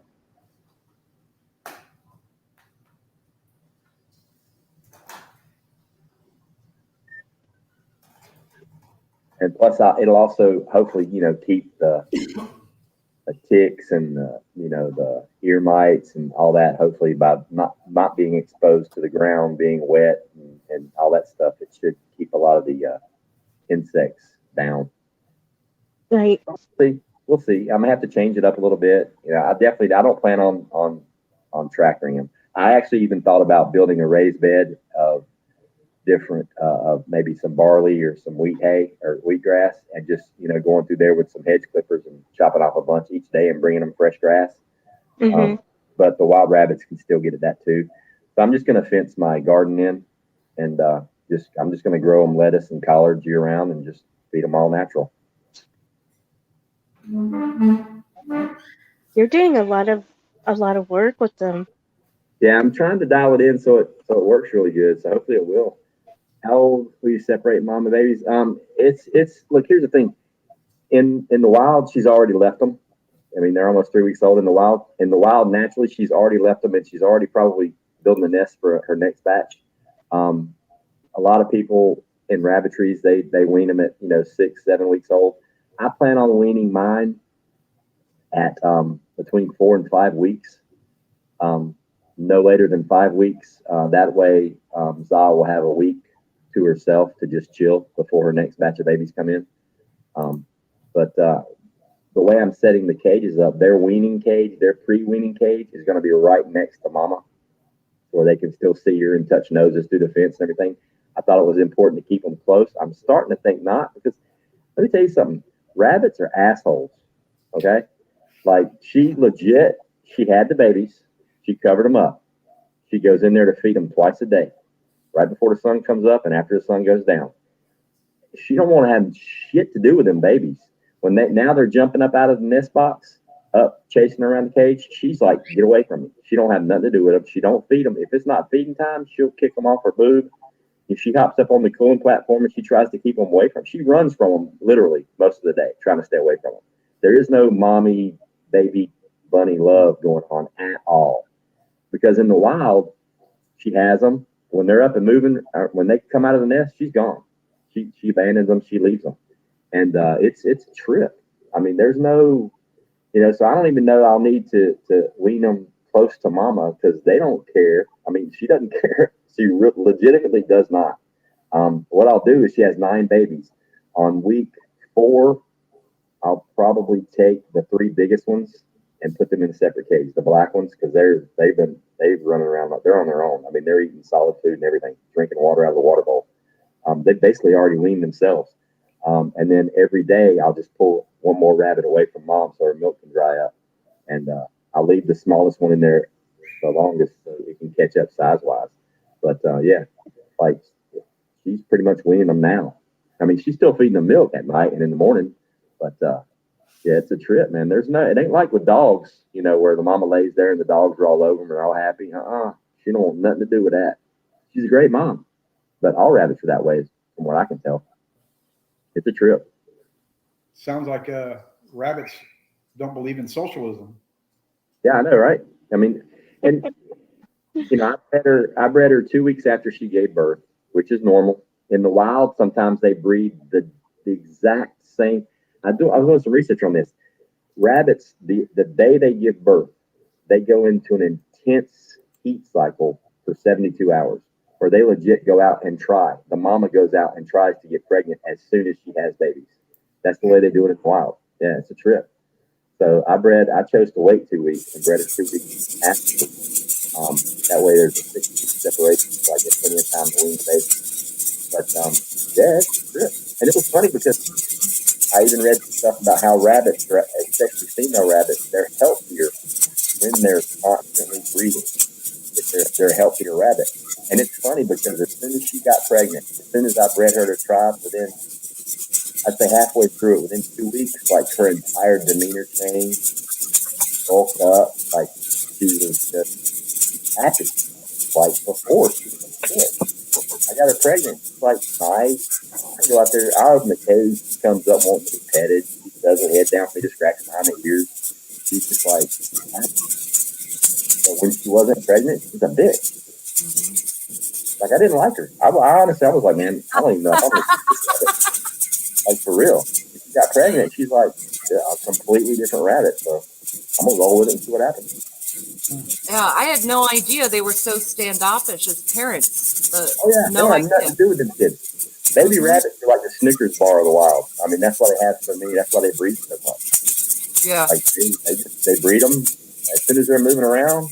And mom's tired of milking them, especially if she got pregnant. As soon as she had them, like they do in the wild. In the wild, they're weaned within 4 weeks because mama's got another litter.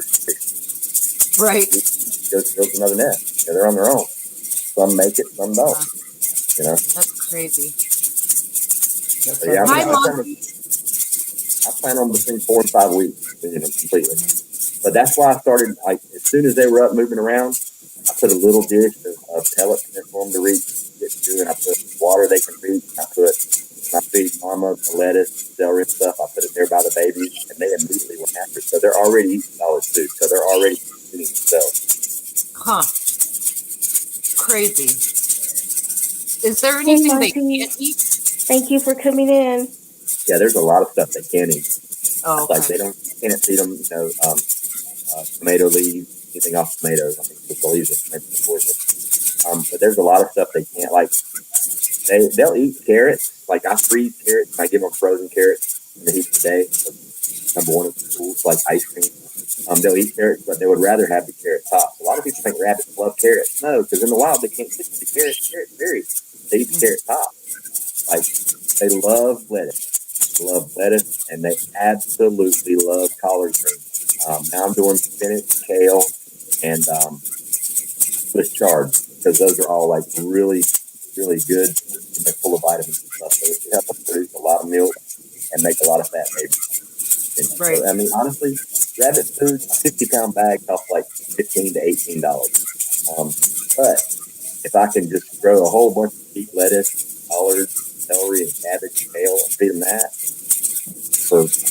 it doesn't cost me anything other than a little bit of water, and they're going to be healthier. I mean, I'm still going to give them pellets for the protein and stuff, but yeah. TJ, I have 1 minute. We're in the last 60 seconds, and then I can turn this off, and it won't be so loud, and I'll get out of the kitchen. Yeah, there's no such thing as sweet bunny love. I'm sorry, I didn't mean to ruin that. Yeah. And they pop them babies out, and they're done. It's a trip. I mean, I thought that like every now and then you'll see them like touch noses and stuff, but usually she'll just lay out on the cage and completely ignore them. They'll jump all over and run around, and she'll get pissed off, and she'll get up and move. Yeah, she was living life when they were too small to get out of the nest. Now they're up out of the nest box. She's like, what in the hell? Like, she literally got agitated. I was sitting there watching when they started jumping out of the nest box and trying to get to her, and she was like, what in the hell's going on? You're grounded, go back to your room, kind of thing. Yeah. Yeah, out at work, we're out in the middle of nowhere, and it's you get like drought years like this year. I've seen rabbits, squirrels, chipmunks. They don't have enough food. They become cannibals and they'll eat each other. Yeah, You see another squirrel eating another squirrel and go, oh, okay. You just yeah. got a little medieval out here, man. The mama rabbits will sometimes eat baby rabbits if they're real sickly or if they die Yeah. right after birth. Sometimes they'll eat them unintentionally because when they have them, they clean them off. And lots of times they get really aggressive cleaning them off and they eat them. That is crazy. Oh, They'll yeah. get hungry enough to eat their children. They'll eat the whole litter. Oh Like, my goodness. like there's actually people on YouTube that I follow that have rabbits and they'll tell stories of how, they're like, this mama's going into the stew pot because she just killed her second litter. And they're talking about they came outside and saw her legitimately devouring the babies. Oh my God. Yeah, they go straight cannibal. Once they get a taste for blood, then they just go straight cannibal. Because, I mean, it's very nutritious. I mean, rabbits want protein. And first time they get the munching, if you got a mama rabbit and she eats one of her young, don't breed her anymore because she's going to do it again. Right. It's kind of like a pig. I mean, once they get a taste for blood, man, if you want to see an animal go nuts, watch a pig go after fresh blood. Pigs are crazy. I remember as a kid watching, we were fixing to have a pig picking. We had three pigs in the pen, throwing them out, and Monk went over there and shot one right in the forehead with a 9mm pistol, and it ricocheted off his skull. Yeah. So next time he ricocheted off the skull, the pig ran around, blood's just spurting everywhere. The other two pigs went absolutely nuts. Everywhere there was blood on the ground, they were digging for China. It was crazy. Yeah, hogs and man, at least the ones we had were crazy.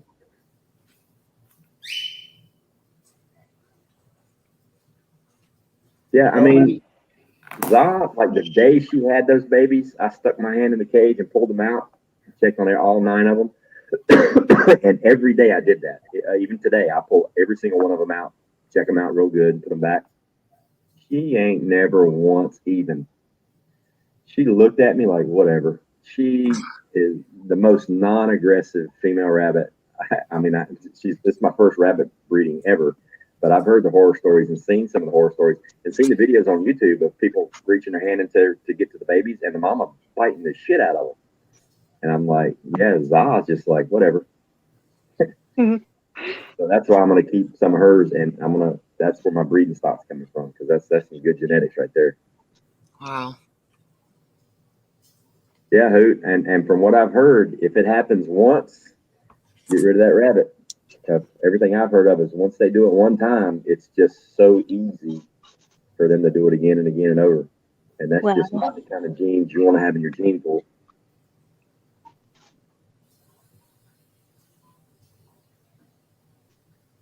That's just so interesting to learn about that stuff. Yeah, I learned a lot. I'm still learning about them. I just think it's really cool how, like, because I wasn't even thinking about the temperature when I bred her the first time. I was just so excited that it was time to breed and I wanted to do it, and it was just like I saw on YouTube. And then I'm looking at the calendar. I'm like, oh my God, she's gonna have birth in the middle of July, the hottest time of the year. All these babies are gonna die. And the night before she had those babies, I was freaking out. I'm like, man, I'm doing the YouTube thing. Everybody knows they got babies coming. If all these babies die, I'm gonna be pissed. I'm like, shit, I gotta keep them cool. How am I gonna do that? I can't just bring them inside and take them back and forth every day because that's going to shock their system. And I was like, I was up to the point where I was going to bring my air conditioner, my wall air conditioner, outside and sit it in front of the cages and hook it up to my solar generator and just have them air condition the backyard for a few weeks. Oh. Like I was seriously going to do it. Yeah. But then I got to thinking, I'm like, man, how can everybody's like, well, put the water bottles in there, and I did that. Well, they chew through the water bottles, and then like they literally bite a hole in it within the first few minutes, and then. So it's every day you're having to get new water bottles. I mean, I can't drink that much water. I'm like, what I'm going to do? I'm like, man, if I could just wrap these bottles in something where they couldn't chew through it, then it'd be great. And I got to think, wait a minute, if I wrap it and I put it underneath that tile, wait a minute, if I put it underneath the tile and then like I put a cooler around it of styrofoam to where the only cold air goes up into the tile, man, that might last for a while. So I built one. And the next morning, I put it out there for her and the babies, and cut a hole in the bottom so it would air condition the nest box, and it worked like nobody's business. Now I don't know if I can attribute that to saving the lives of the rabbits or if they were going to be fine anyway, because these rabbits were bred for hot temperatures. But I think it helped. Yeah, So no doubt. I'm gonna keep pushing, and I'm gonna build some really nice ones when I get the cages set up, because I got to go get some lumber now that the price of the wood have come down, and build me a little pole barn out there for them, and with a good roof, and then I'm gonna hang them too high. I'll have 2 rows of cages, like one above the other one, and then I'll have 4 altogether. I'll have 2 cages for the mamas and 2 cages for the grow outs, and then I'm gonna have 2 completely separate cages for the bucks, away from the females completely. Right. And then I'm gonna run water and power out there. And then I got to build a processing station where I can dispatch the rabbits and skin them and clean them and all that good stuff. Right. Hello, Bella. Hi, Bella. Hey, Bella, what's going on?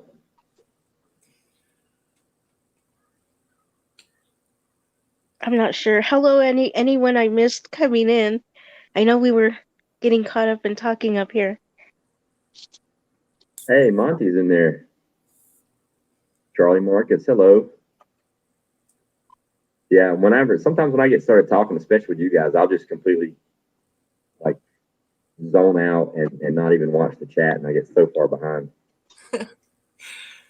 Moonchild, I didn't know you were here. Hello. Yeah, she's been here a while. Well, I can't see as much in the kitchen. I took the laptop out of the kitchen because it was so hot. Just telling you what, man. It's hot. Yeah, I didn't see everyone that came in, but I'm so glad to see all of you. Debbie, hello. Oh, that's a good question, Debbie. Shirley Ghost, do you think that the cold tile thing would work for small dogs and cats in a non-AC home? Absolutely. Definitely. 100%. I mean, I'm here to tell you, there's a couple days ago when I went outside, I actually did it when I did the garden video update. It was like 95 degrees outside, and I go out there to the cages, the rabbits, and she's not even on the cooling tower. She's sitting over on the wire. And I'm like, but she wasn't panting. She was just chilling, and it's hot. And I reached up and I'm looking at the cooling tower, and you can see moisture on top of it. That's how cold it was. It was condensing the air. And I put my hand on top of it, and she got off of it because it was too damn cold. Like now she's got to where she'll like lay beside it where she can still feel the cold air. But it was legit. Like she got up there and it was just too damn cold. She got off of it. Now, I thought Debbie had a really good question. It says if you're building the 2 rabbit cages stacked on each other, how do you keep the top ones from crapping on the bottom ones? Oh, there's going to be a piece of not galvanized, but it's a composite roofing material. Like they're galvanized, and I'll have it sitting in there at a 45-degree angle, so they'll shit and pee, and it'll just run right down the back, right into the pile. Oh wow! Yeah, there's I actually got to try some poop in my garden. I'm impressed with your doo-doo work with the garden. I've got to try. I think I can get chicken around here, probably cow. You should see the okra and the watermelon and cantaloupe that I have in the rabbit manure. Like I planted them in nothing but rabbit manure and straw, and they are going nuts, like literally going crazy. That was all Prepper Tribe's idea. Yeah, they're growing like crazy. Yeah. Hi, we the people.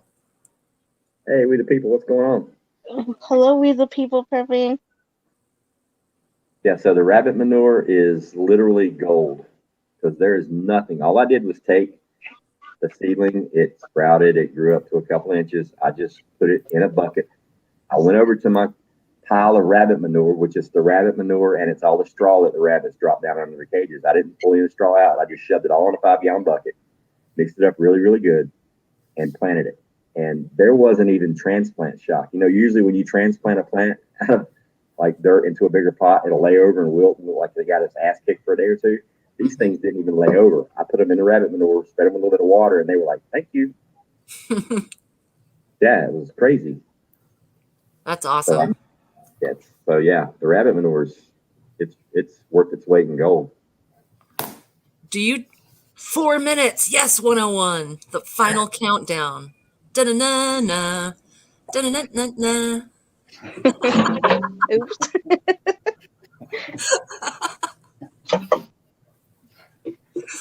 I want to address a question that was earlier in the chat. I can't remember who asked it. They asked me if or if you'd heard from Native and how his rabbits were doing. I addressed this earlier at the beginning of the show. We had a really bad storm here about 3 days ago, and at Native's house, it was bad, and I think there was a tree involved and some really high winds. Long story short, the buck died. He lost the buck, so all he has left is his doe. He is going to bring his doe here to my place on the first week of September. I'm going to breed his doe to tribe and give him another buck. Actually, it's Zah's brother. I'm going to give him Zah's brother to replace the other buck that passed away.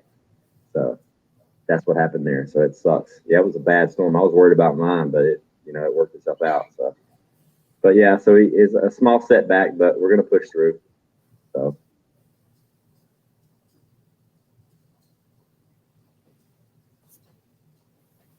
Just tested positive for CV. Wow, we the people. Sorry to hear that.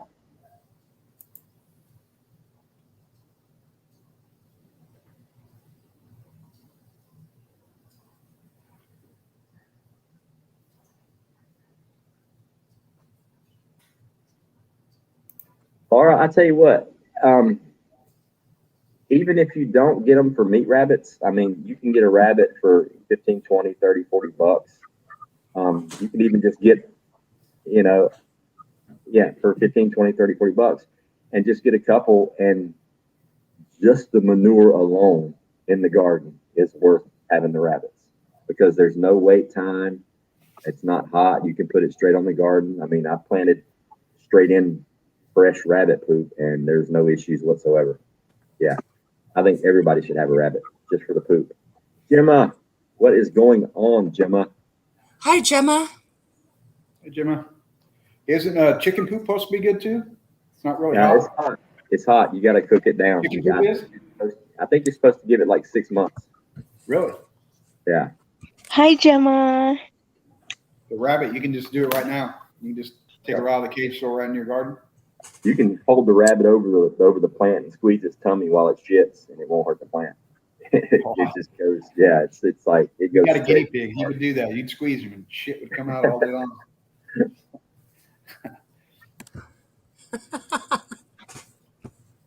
Yeah, rabbit manure is awesome. And the cool part is they're quiet. They don't make any noise. I've got mine out in the woods behind my house to keep them cool. I don't have any urine smell. I don't have any manure smell. I mean, there's a good breed, so it's completely legit. I mean, it's like awesome.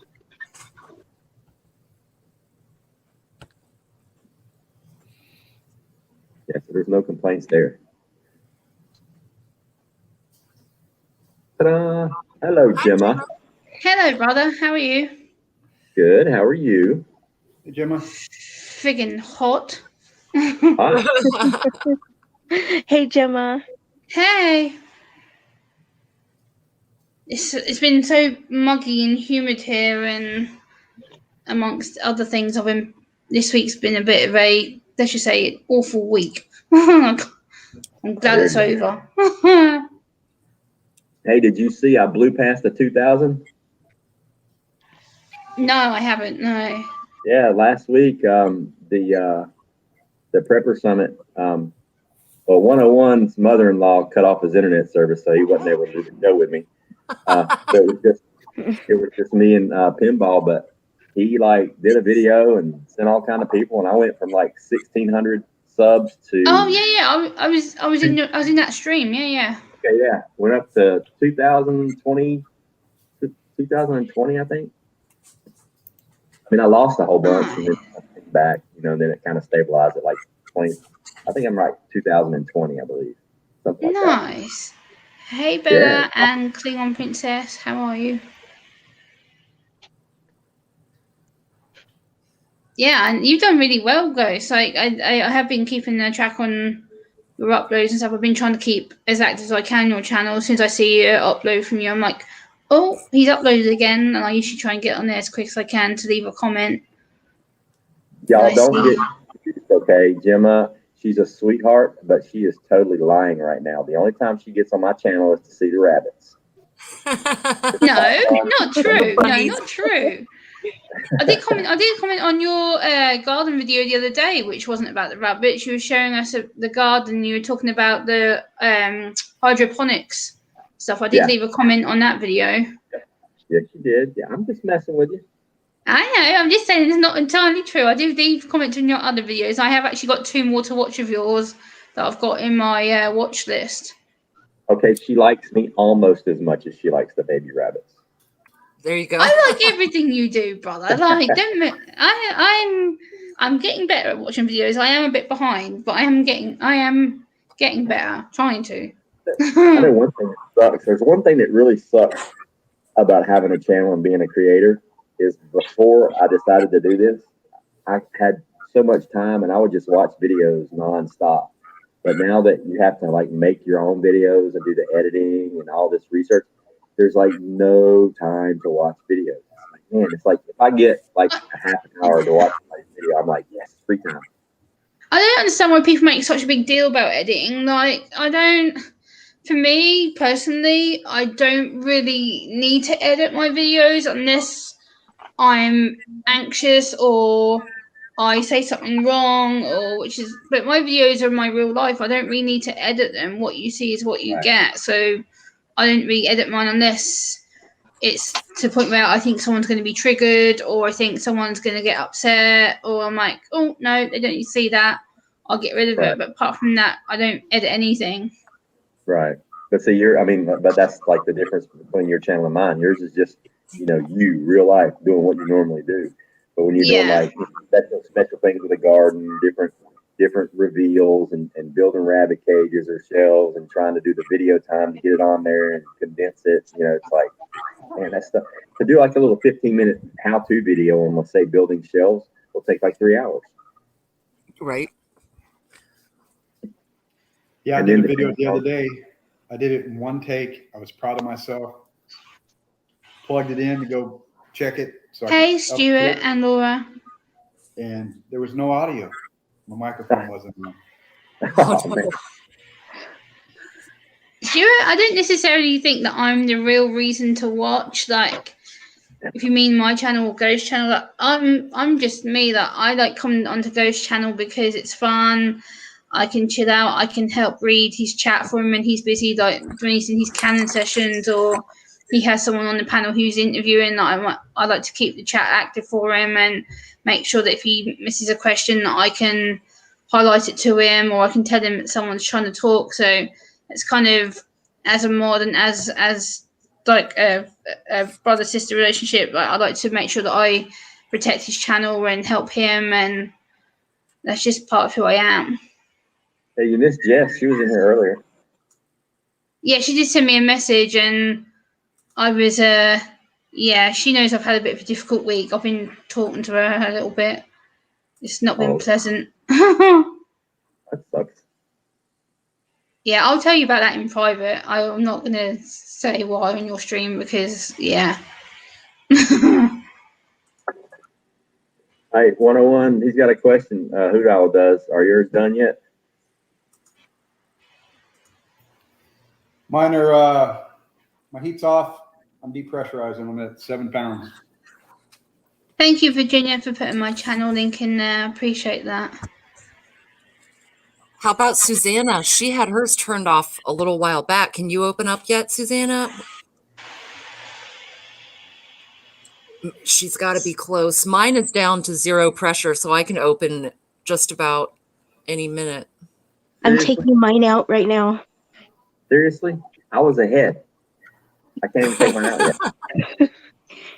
I must say when Ghost does mention the rabbits, I am getting, every time I see a rabbit update or I see a picture update on his community tab. I'm like, not long till I get to pick a rabbit till I get my one named for me. Yeah. They're getting big. I know, they're getting really big. I did see a picture earlier, which actually helped me feel better because I saw that you'd put up a picture, I think it was yesterday. I'm like, oh, bunnies. And it made me feel happy when I saw it come up on my news feed. Yeah, I did pretty good. I put a picture up every single day. I think Yeah, you today's do. I have been checking them. I Yeah, can't believe how big they are. I put my cans in my pot and closed it up 10 minutes before Virginia. I have 15 minutes less that I need to run them in the canner. That gives me 25-minute head start, and she still beat me by 15 minutes.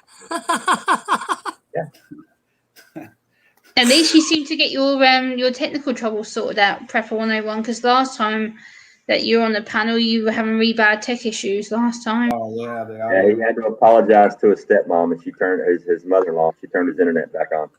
Right. Let's just say when we were coming back from Wyoming a few weeks ago, the best thing my whole life, thought he was a computer wizard and did some crazy stuff to our computer when we were out on the freeway. Mama fixed it.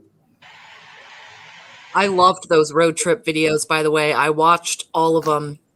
One of them, the longest one, I actually went to sleep to one night because it was almost 3 hours. And I was like, well, I'll just hang out with 101 for a while. But I've driven that exactly where you were. It's beautiful, all of it.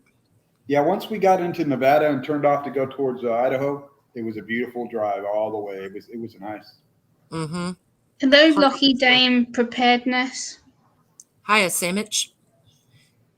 Yeah, my kid, he's a good road dog. We were leaving every day, probably anywhere from 1 to 2 o'clock in the morning. We would get on the road, and he got up on time. Susanna. Oh wow! Oh man, we got to get you big, girl. Ghost has to come back. Those look so great. Yes. Those are the wide mouth You got a pints. couple more in each one? Yeah. Yeah. Good job, Susanna. How many sausages you got in? You got 5? In each one, yeah, 5. Oh, Ghost is back. You got to show it again, Susanna. Yeah, Virginia's the original Canimal. Susanna. Yeah, we got to get her big. She's got her sausage, Ghost. We got to see it. Oh, you're going to put it? Okay. Yes. Nice. It's beautiful, Susanna. Thank you.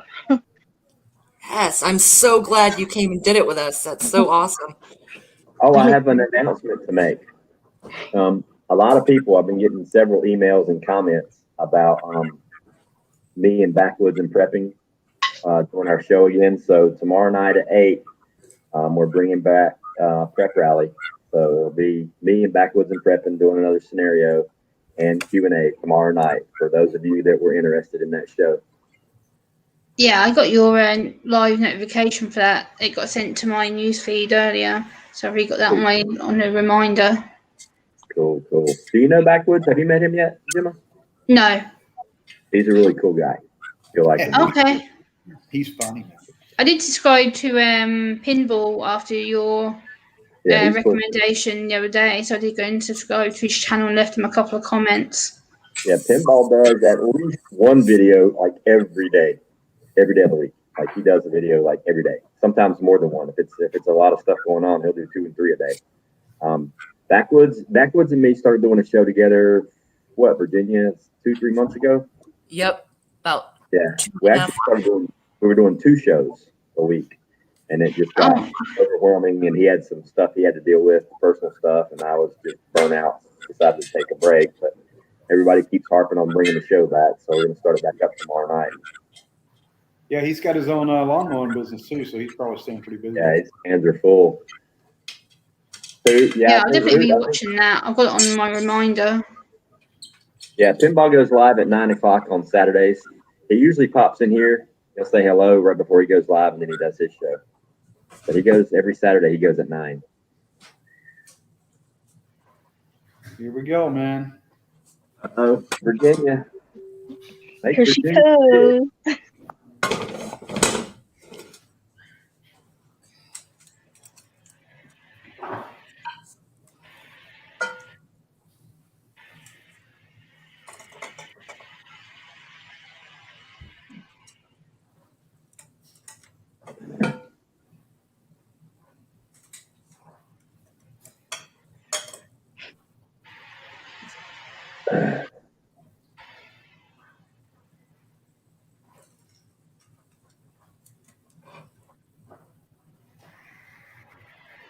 Woohoo!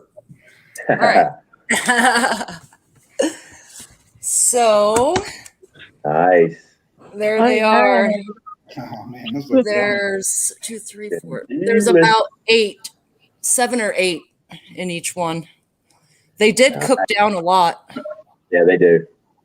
Yeah. Man, That's an a lot. English muffin, an overhard egg, and you got breakfast in the morning. Oh yeah. It's Definitely. beautiful. It is. And I've here's the heard great 2 part. pots. When you open that up, you take some of that little grease that's in the bottom there, and you put that in the frying pan for the eggs, and you're in business. Right. I get so excited watching this, and I'm like, not even there, but I love it. I know it's the nerd in all of us. Yeah, I think everybody here did it dry, right? Yes. Yeah, we all did it dry. You can put broth in there if you want to, or water if you want. But I've done that before, and I like the texture a lot better when you dry can it. So the what little fluid you do see in the bottom is just the grease that cooked off the sausage, or the grease that cooked off the hamburger meat. Ooh, was that in a a pop? perfect world, you don't want that much grease in you don't want to have a lot of grease in there, but it's really hard to get all the grease out of meat when you cook it. So I've got sausages that I can just like that.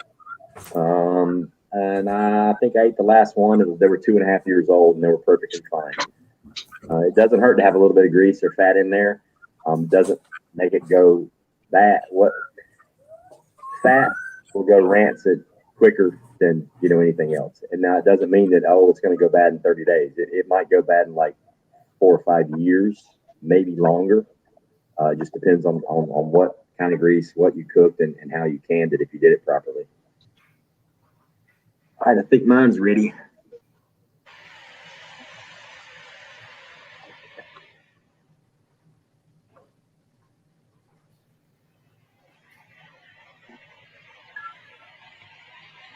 When are you going to start canning, Gemma? Yeah, I'm going to start buying some of the equipment, and I want to talk to Ghost and Jess and some people and get myself started, because I need to start looking after myself properly, and especially with the whole situation that's going on right now anyway.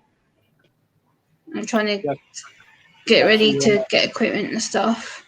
It's actually very easy. It's not, especially if you do a raw pack. I mean, you just throw it in there and throw it in the pot. There's really not much to it.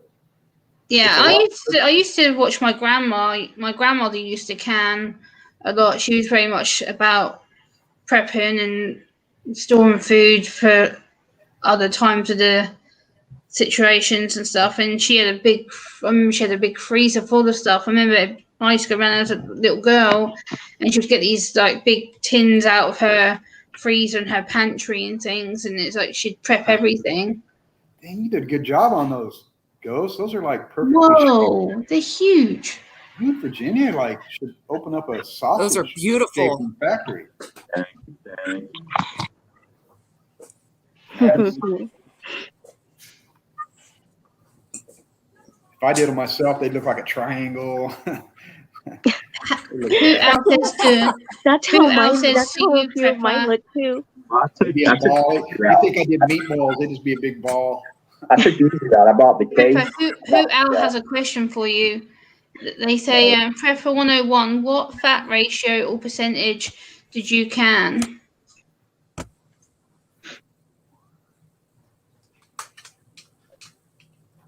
$80-20. Your burger, was it 80-20? What do you mean? What do you think that means there? I cooked Fat. meat. But the burger, what quality of meat was it? 80, 20? Oh man, I don't even know if that's from a package. Let me see. That's a good question. Yeah, they stay formed, Terry. They stay formed really, really well. Like when you open them up, you can throw them in a frying pan, good and hot frying pan for 10, 15, 20 seconds on each side, and they're awesome. They're just as good as any sausage you get at McDonald's or anywhere else. It was you can see that. Yeah. 70%, 73% lean, 27% fat. Okay. Okay. And you cooked them off a little bit beforehand? Yeah, I cooked them pretty much almost all the way through, and they shrunk down to the right size. I was, like I said, I was worried they were so big. I thought they weren't going to fit in the mouth. And there was 20 in here, so I mean I did a whole package plus almost this whole package, right? I think there's 5 left, and then that's a lot of space I saved in my freezer. That's a lot. Times 2, that's a lot. I could put a lot more food in there now. Ice cream. Well, I feed it my prep time. I just bought a case of frozen sausages. They were already cut in perfect little circles. Put them at Walmart, and I just cooked them about 3/4 of the way through and dropped them back in the jars. Ghost, you got TJ Katz asking you a question in the chat.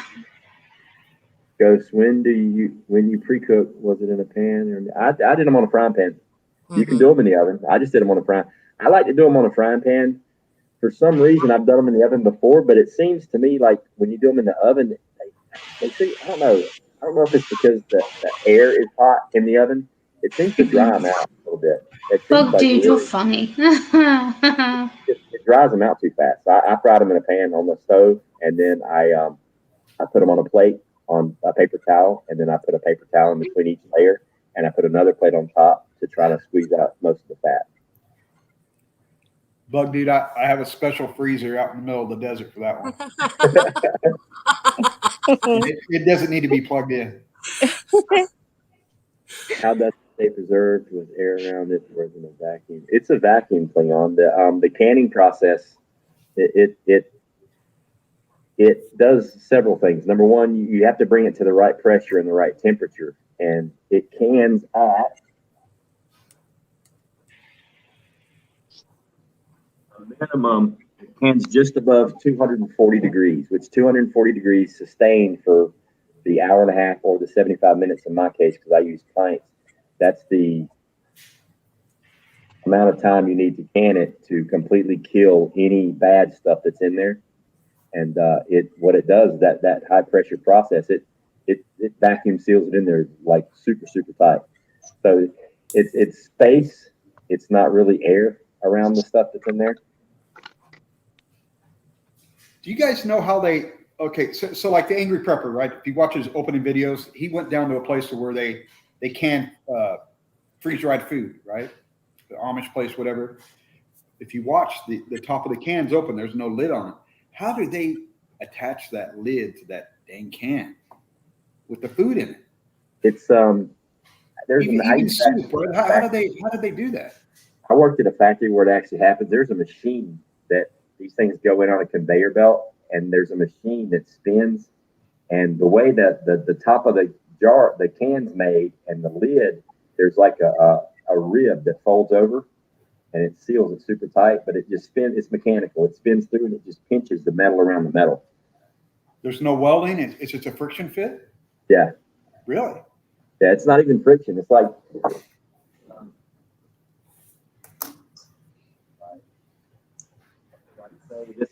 This can of corned beef hash. The way this lid's made here, if you notice right here on the edge, this part here is folded down. It folds over. Like the lid goes, the can goes straight up, but this lid is like a pocket. Yeah, there's a pocket, and it sits down on it tight, and then this machine spins around it, and it just squeezes it together.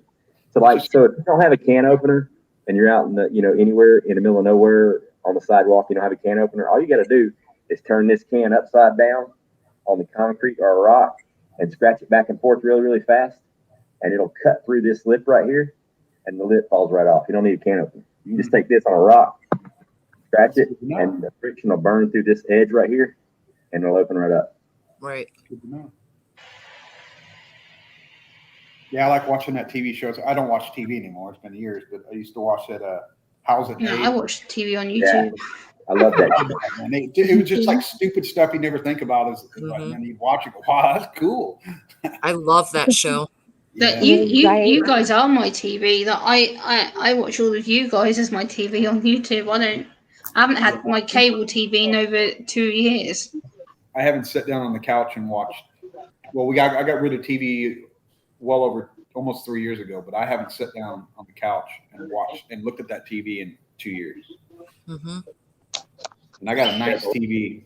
The last time I watched television was probably 2 years ago, watching football until they went all political, and then I quit watching that. Yeah. Football and racing, I stopped watching them both. I don't do that. I know this is one thing Ghost doesn't like, but I'm going to self-promote Ghost, and I know he gets annoyed when I do it. But guys, if you're new here and you haven't been on Ghost's channel before, I'm going to tell you to do 2 things. One is to subscribe, ring the notification bell. Please leave a genuine comment on his channel relevant to the video, and make sure that you come back and you watch a live stream, or you go back and watch a video, and make sure you don't miss any single uploads or streams, because he is a really good guy. He does a lot more support. So please, if you are new, do subscribe to the channel. It really would help him out, and it really mean the world to me too. Sherry Leach, thanks for joining my membership. I appreciate that. Thank you so much. Thank you, Sherry. Oh, and I need something too from all the members here. I know I've been like neglecting things. I want to try to figure a way to do something really cool for the members, but without making people that aren't members feel like they're left out. You know what I mean? And I don't want to use the membership to try to hook people into becoming a member.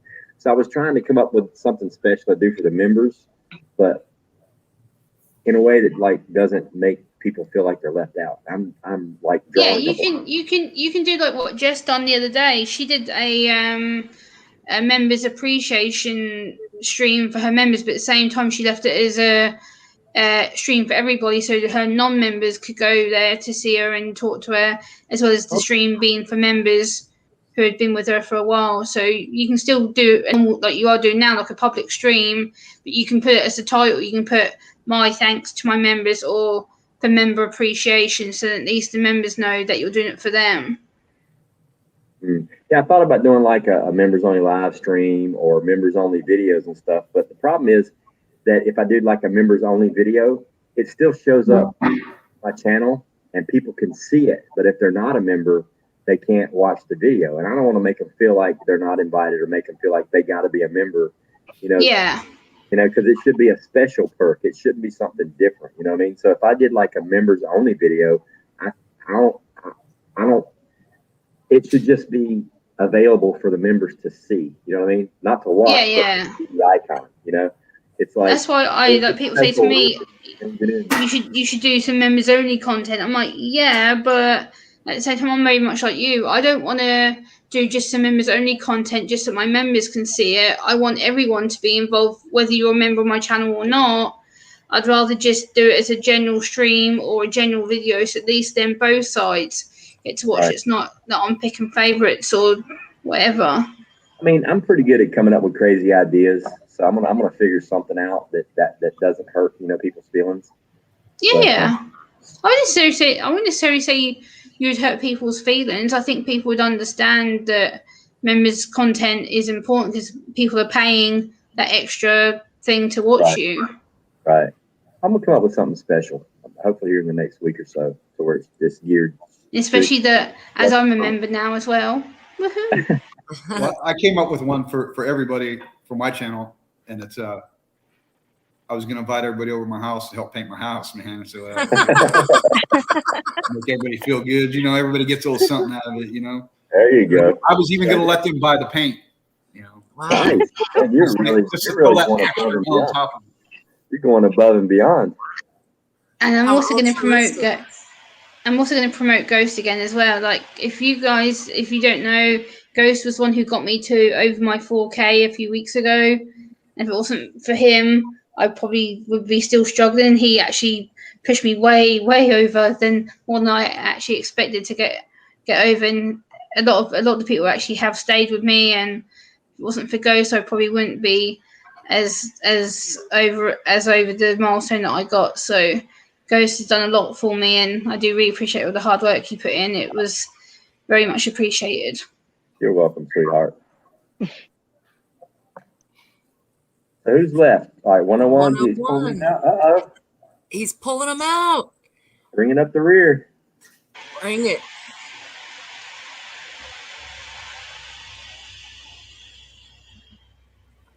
Nice kitchen. Yeah. Beautiful.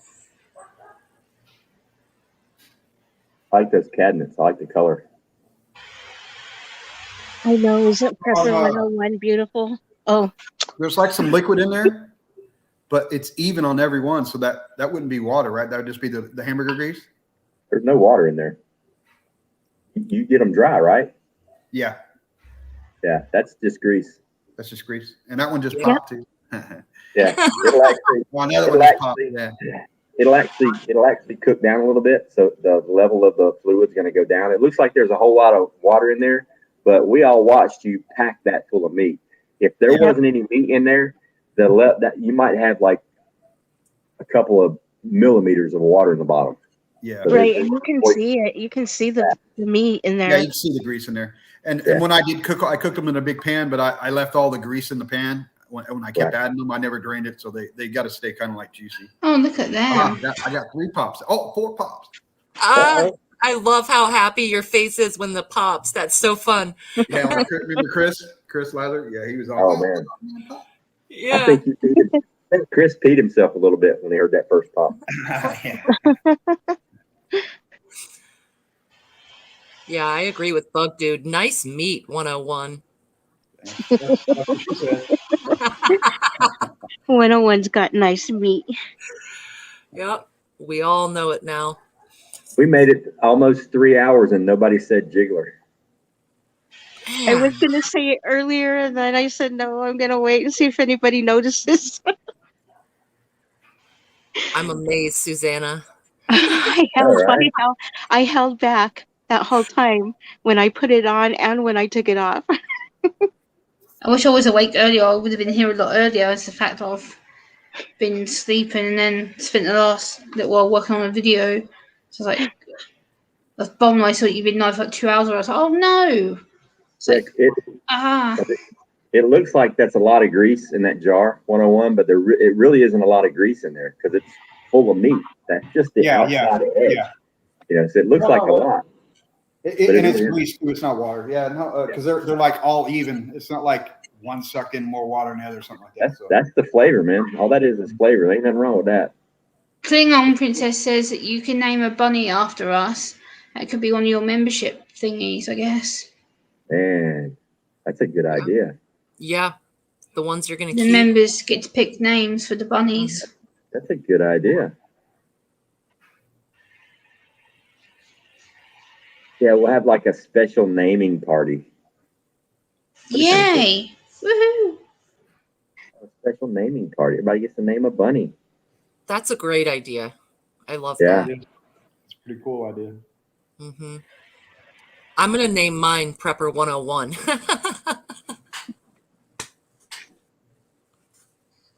So Native's getting a new buck. I'm gonna breed his female, and then Za. For those of you that don't know it, Za won my 1,000 member giveaway, and my giveaway for the 1,000 members was a breeding pair of rabbits. And since she lives so far away, she asked if there was anybody close to me that she could donate the rabbits to. And Native was talking about doing meat rabbits. I'm like, yeah, Native. So she donated her gift, which was the 2 meat rabbits, to Native Voice. So she found out about this buck he killed the other day. So she is buying him another rabbit. So she already sent me a gift card to pay for the rabbit, which I told her not to, but she did it anyway. And so I'm going to match it. I'm going to give him another one. So he's getting, his doe is going to get bred, He's getting another mature male, which is the brother of Za, and he's also going to get another male and another female from this litter that was just born. Za paid for one, and I'm going to give him another one, so I'm going to match her input into it. So 2 of the bunnies from this litter of 9 are already going to tribe, so he'll have 2 bucks and 2 does to get started with. Good mommies and daddies, or he can have 2 does, whatever he wants. But the cool part is that he lives, close enough to me that he can always just bring them here and breed them and just back and forth to really have good genetics. But I just thought it was really cool for Za to do that. She didn't have to. She gave him away to him first, and then she wants to buy him another one. And I thought it was really, really awesome. So I figured that the best way to appreciate that was to just match it and give him 2 instead of 1. So now he's getting 3 bunnies on top of the 2 that he already got, plus a belly full of babies. So he should be rocking and rolling within the next few months with a whole lot of babies. Right. Nice. What's Stuart saying? How long do you got to let them sit before you take the lid off or the ring off? 24 hours. 24. Okay. Yeah, I let them sit a whole day, and I take the ring off, then I wash them really, really good. And if there's anything with meat, any kind of meat with grease and stuff, I do a pan full of soapy water in the sink, and I wash the entire jar really good, even the threads at the top, to make sure you get all the grease off. That way it won't attract bugs. Because even though the bugs and rats can't really chew through the glass, they'll attract other. You just don't want that smell. Bringing them in there. Yeah. Stuart, I wouldn't necessarily call you a troll. I don't know if you were joking or not, but you were saying about trying to control your inner troll or whatever. I don't necessarily think you're a troll from what I've seen of you on streams. Oh no, yeah, they're just messing around. If you have 2 females, can you put them in the same? Yeah, 2 females can go in the same cage together for quite a while. 2 males can go in the same cage together until they get up to breeding age. Then they start kicking each other's ass. So you don't want to do that too much. I plan on separating the males from the females in each litter by week 6. Hopefully, that way you don't get an accidental breeding. So, but yeah, the females can go in there. I've got 2 of my cages right now have 2 in each cage. All 4 of them are females, and they get along just fine. And they're 8, 9 weeks old, maybe 10 weeks old. Hey, cool dude. Hi. How you doing? Nice to meet you. Hey, little buddy. What's going on? Hi. Hi, Ghost. Hi, Ghost. Hey, Gemma. Gemma. Hi, Gemma. Hi. Hi, Susanna. Hi.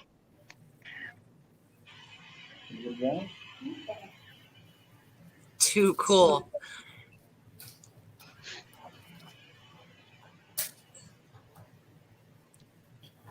Well, ladies and gentlemen, we're finished, aren't we?